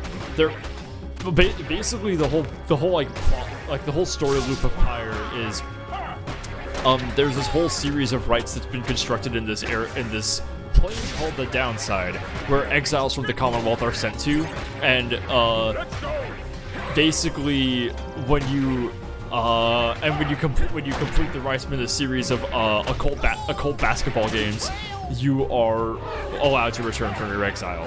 It's not like an ascension necessarily. It's literally releasing yourself from prison. So, cats. No. No. Not the gameplay, but the like plot. No. I stick with my answer. I refuse to believe that any Super Giant game has anything in common with cats. Okay, but like, you at least see where I'm coming from with this, right? Like, I do, but I refuse to believe that you're right in any way.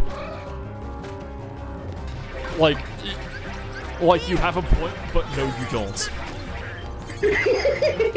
That's fair. That's fair. Like, fire you for saying that. You have a point. Like, I'm just mad that you even said that, you know?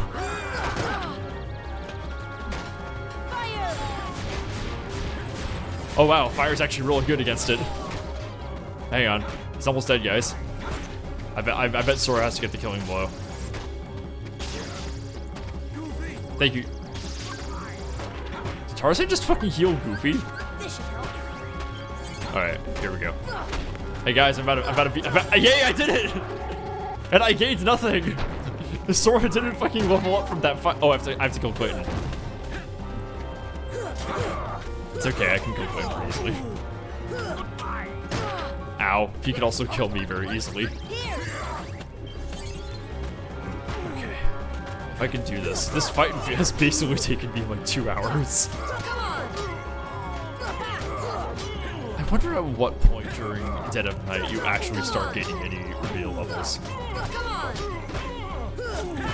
And I know it's not going to be anytime soon. I know I'm going to have to get through fucking Aladdin at this at this power gap. Oh god, am I gonna have to get through fucking Little Mermaid is optional. Yay! Guys, we did it! At fucking last! Jesus Christ. That was disheartening.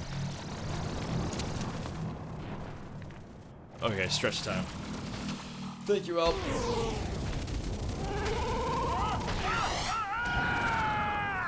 Good time to stretch, good time to get water, good time to etc, etc. Oh. See, the thing about Pyre is I was already kind of thinking it, only sort of knowing the bare bones structure, but then you said the place where they already are is called the Downside. How is that in any way similar to cats? The Heavy Side. Oh. Yeah. Like, it's not cats, but it also isn't not cats. That's really disappointing. I really love how far Kerchak throws you, for you to only end up like here. Ouch. Thanks, Kerchak. Like, why did he throw me so high? I'm basically up like a 10-foot ledge. I love how there's like there's 4 characters counting Sora, but you only get to bring 3 of them. Yeah. I think yeah, Goofy is just chilling with Jane. No, Donald is. Tarzan home. No, whenever I swap people out, I just made it so whatever kind of fighter the person I was bringing in was, I swapped out that type of character. So if it's like a physical fighter, swap out Goofy. Magic fighter, swap out Donald. Ah. Do you get any casters in Kingdom Hearts 1? Like, is there any Disney companions who are in any way, like, do they cast, like, people who cast at all? What was that? Like, are there? Oh, I guess Peter Pan might be might be a caster. I'm just trying to like think of like who you get in Kingdom Hearts 1 that is actually a caster. I think Peter counts. Let me get a fucking as a helper. Yeah. So I know like Jack from 2 is. Oh really? I didn't know that. Yeah, I always thought Jack was a physical build. No, he's got fucking mad magic skills. Oh, dang, okay. I didn't know that. Oh yeah, Q's asking in chat, Cass, why do you know anything about cats? Because, okay, there's two answers. Oh no. One is because, in general, my brand is like being cursed, but like normal about it. You know, like, you know how some people are like, oh, something cursed, and then they're like the fucking most terrible people you've ever met. My whole brand is like that, but without that. You know? Sure. Like being normal about it. But the second is that I have a friend who really likes. You're expecting me to say cats. I'm actually going to say Starlight Express. This is your home? I don't know what that is. Interesting. I think that's the name of it. Is that the name? Oh. Yeah, Starlight Express. It's basically cats, but with trains. Oh, this one, one of my favorite fucking scenes from this game. Yeah, one of my favorite lines. Friends there. See friends. Oh, now I've got it. Means heart. Oh yeah, Jade. yeah, Jade. How'd you fucking figure that out? Oh, so that's what it meant. Oh, so it wasn't my friends. Same heart. Clayton. Lose heart. No heart. No see friends. No heart. No friends. I really want Sorry Metal about Gear Solid where what I the said. Cobra unit are evil because they actually became heartless. All for one, huh? Oh yeah, those butterflies. I forgot about these. You'll be in my heart. You'll be in my heart. Love how the Keyblade just blatantly pops into existence halfway through the cutscene. I know, right? Like, Sora doesn't even summon it. He just, one frame he has it, and one frame he doesn't. Imagine putting in all the setup and legwork to have a sword shaped like a key that you do magic shit with literal giant keyholes in the world, and you don't even put the key into the keyhole.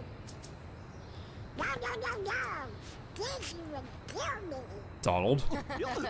Donald? Donald? Donald? Are you gonna fuck the gorilla? Oh yeah, back to these guys. I am so fucking tired, and I don't have any more Charleston Chew, unfortunately. I really need to eat after this, also. Yeah, it's getting close to 10 p.m. I should probably wrap up for the night also. This was fun. Yeah, thanks for coming around. Absolutely. Good night. Bop, bop, bop, bop, bop, bop, bop, bop, bop. But the boy is a bop, bop, bop, bop, bop, bop, bop, bop, bop, bop. Fear not. Bop, It will bop, take bop, him bop, ages bop, to bop, bop, heal bop, the bop, lesson. bop. He This remains fucking blissfully flaps. unaware of our other plan. Yes, the princesses. They are falling into our hands one by one. I am having fun, thank you, Q. Speaking of which, Oh my god. I really miss Kingdom Hearts 1 where like all the Disney shit was actually intrinsic to the lore in any capacity. Yay, Jungle King! Okay, I'm gonna see if I can get through the Return to Travis. Oh yay, Red Trinity! Yeah, I'm gonna see if I can get through the Return to Traverse Town, and then I'm gonna take a break. And then I'm gonna call it a night. Having Jungle King will make this shit a little easier. You know, you only spent almost all stream getting it. Yeah, I almost spent 2 hours getting this fucking Keyblade. And I spent all of last stream trying to get Stan. Alright. Oh wait, oh right, I gotta go the long way. Should I do Traverse Town or should I just go straight to the games? Which one's gonna be easier for you? Probably Traverse Town, honestly.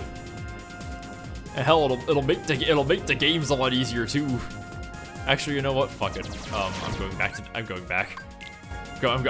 to the games. We need to get to the games.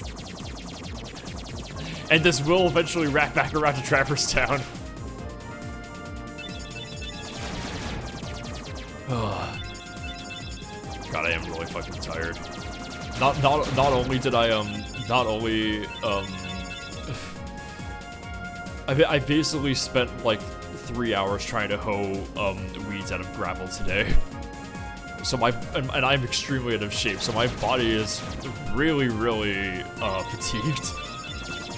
And I've also barely eaten. The fact that I've been able to stream for 3 hours at all is very concerning, I think.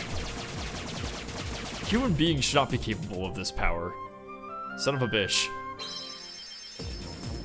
Unfortunately, I am also not good at this game.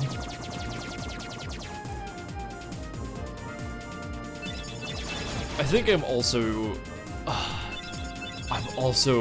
just seething at the, like, having played Kingdom Hearts 2, it's really made going back to this one, like, there's no polite way to say this.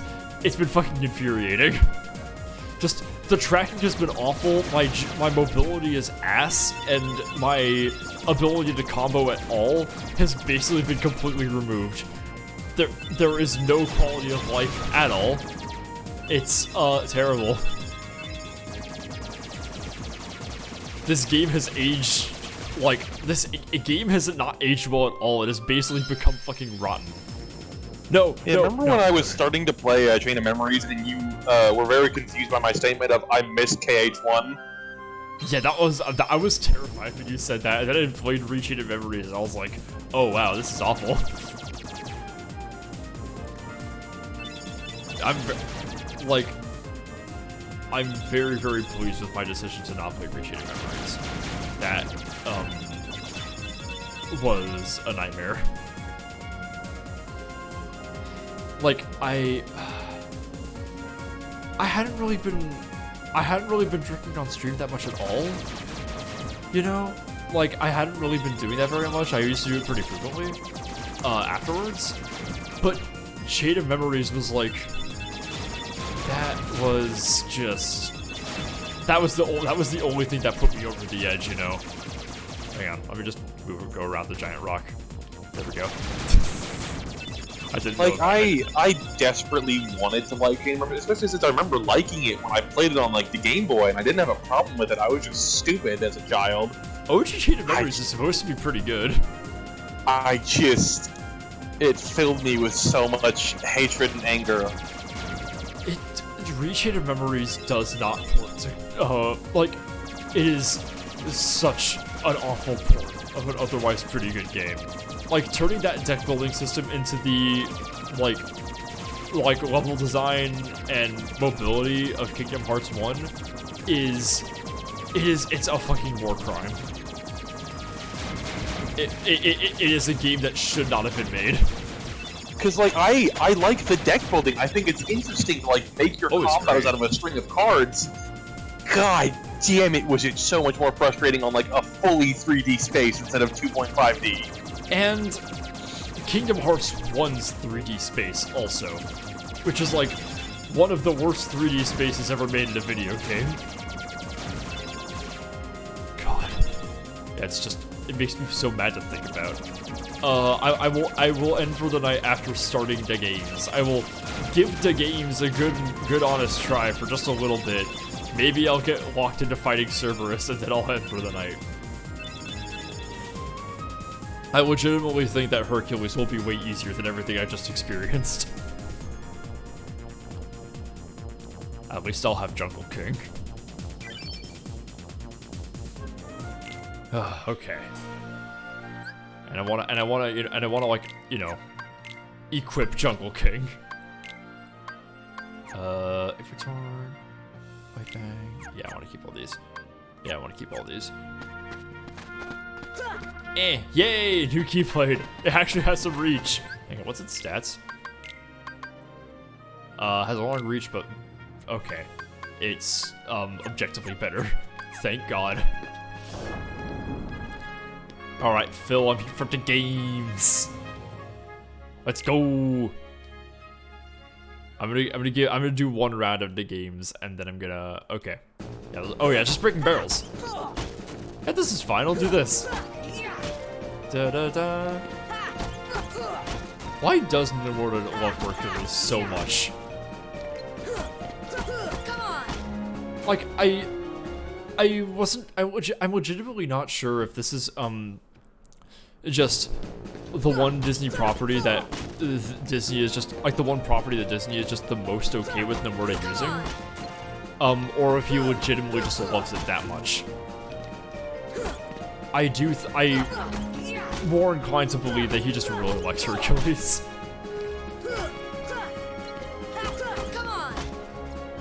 And this is the one that he put fucking Zack in, and Zack's like his other baby, isn't he?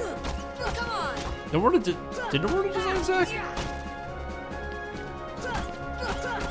You wouldn't actually know the answer to that question, would you? Probably not. Okay. Yeah, you're not as like logged into like video game history as I am. Uh-oh. I don't think I'm gonna make it, guys. Oh, hang on. Can I? Yep, nope. I'm not making it, everybody. I fucked this one up. I'm not quitting. Please don't start me from the first one. Okay, cool. Bust all the barrels.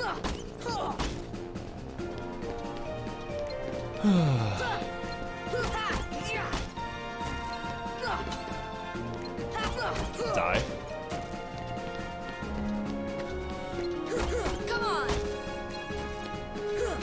Die. Die.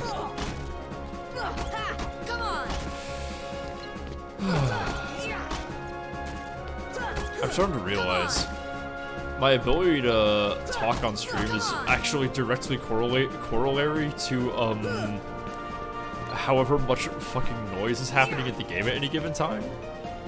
Because this game is pretty loud, and there's usually like constant background music, and I don't always have enough to say to fill the silence. Looks like I'm headed for the games. We're headed for the games! Afraid not. Why not? Aw. 2 words. You guys ain't heroes. Come on. I thought the games were... Oh. Thunder! Yay! Okay, cool. Alright, so customize, Sora, initiate Thunder spam. Alright, we're entering next stream with Thunder and Cure, but in the meantime, I have to fucking go to bed. Or at least eat something, and then get ready to wind down. Alright, thank you guys for coming around to that. I just kind of wanted to get this in because I'm excited to revisit Kingdom Hearts. The next one will be a little bit later. Next stream will be Monday for sure. I'm gonna have a bit of a busy day on Sunday, so I won't be able to get around to this. So Monday, expect whatever is leading on the poll right now. I'm pretty sure it's let me go back and check actually, because I completely fucking forgot. Oh yeah, it's Control. Okay, cool. That'll be fun. In the meantime, let me go back over here, see if there's anybody I want to raid right now. Ooh. Oh, you know what? I haven't raided this person yet. I'm gonna raid you guys towards Alina in Verse. This is somebody that I think I got raided into. I think it was by Gum. They're playing Okami HD, so that'll be kind of fun. You go ahead and do that. You know the raid message. Let me just hit you with that, add whatever emoji spam you want to after that as well. Thank you so much, guys. And, with your guys' support, maybe this orb that sits on my desk will not supplant my personality and turn me into an evil wizard. Later, guys. Bye-bye. I'm ending the stream now.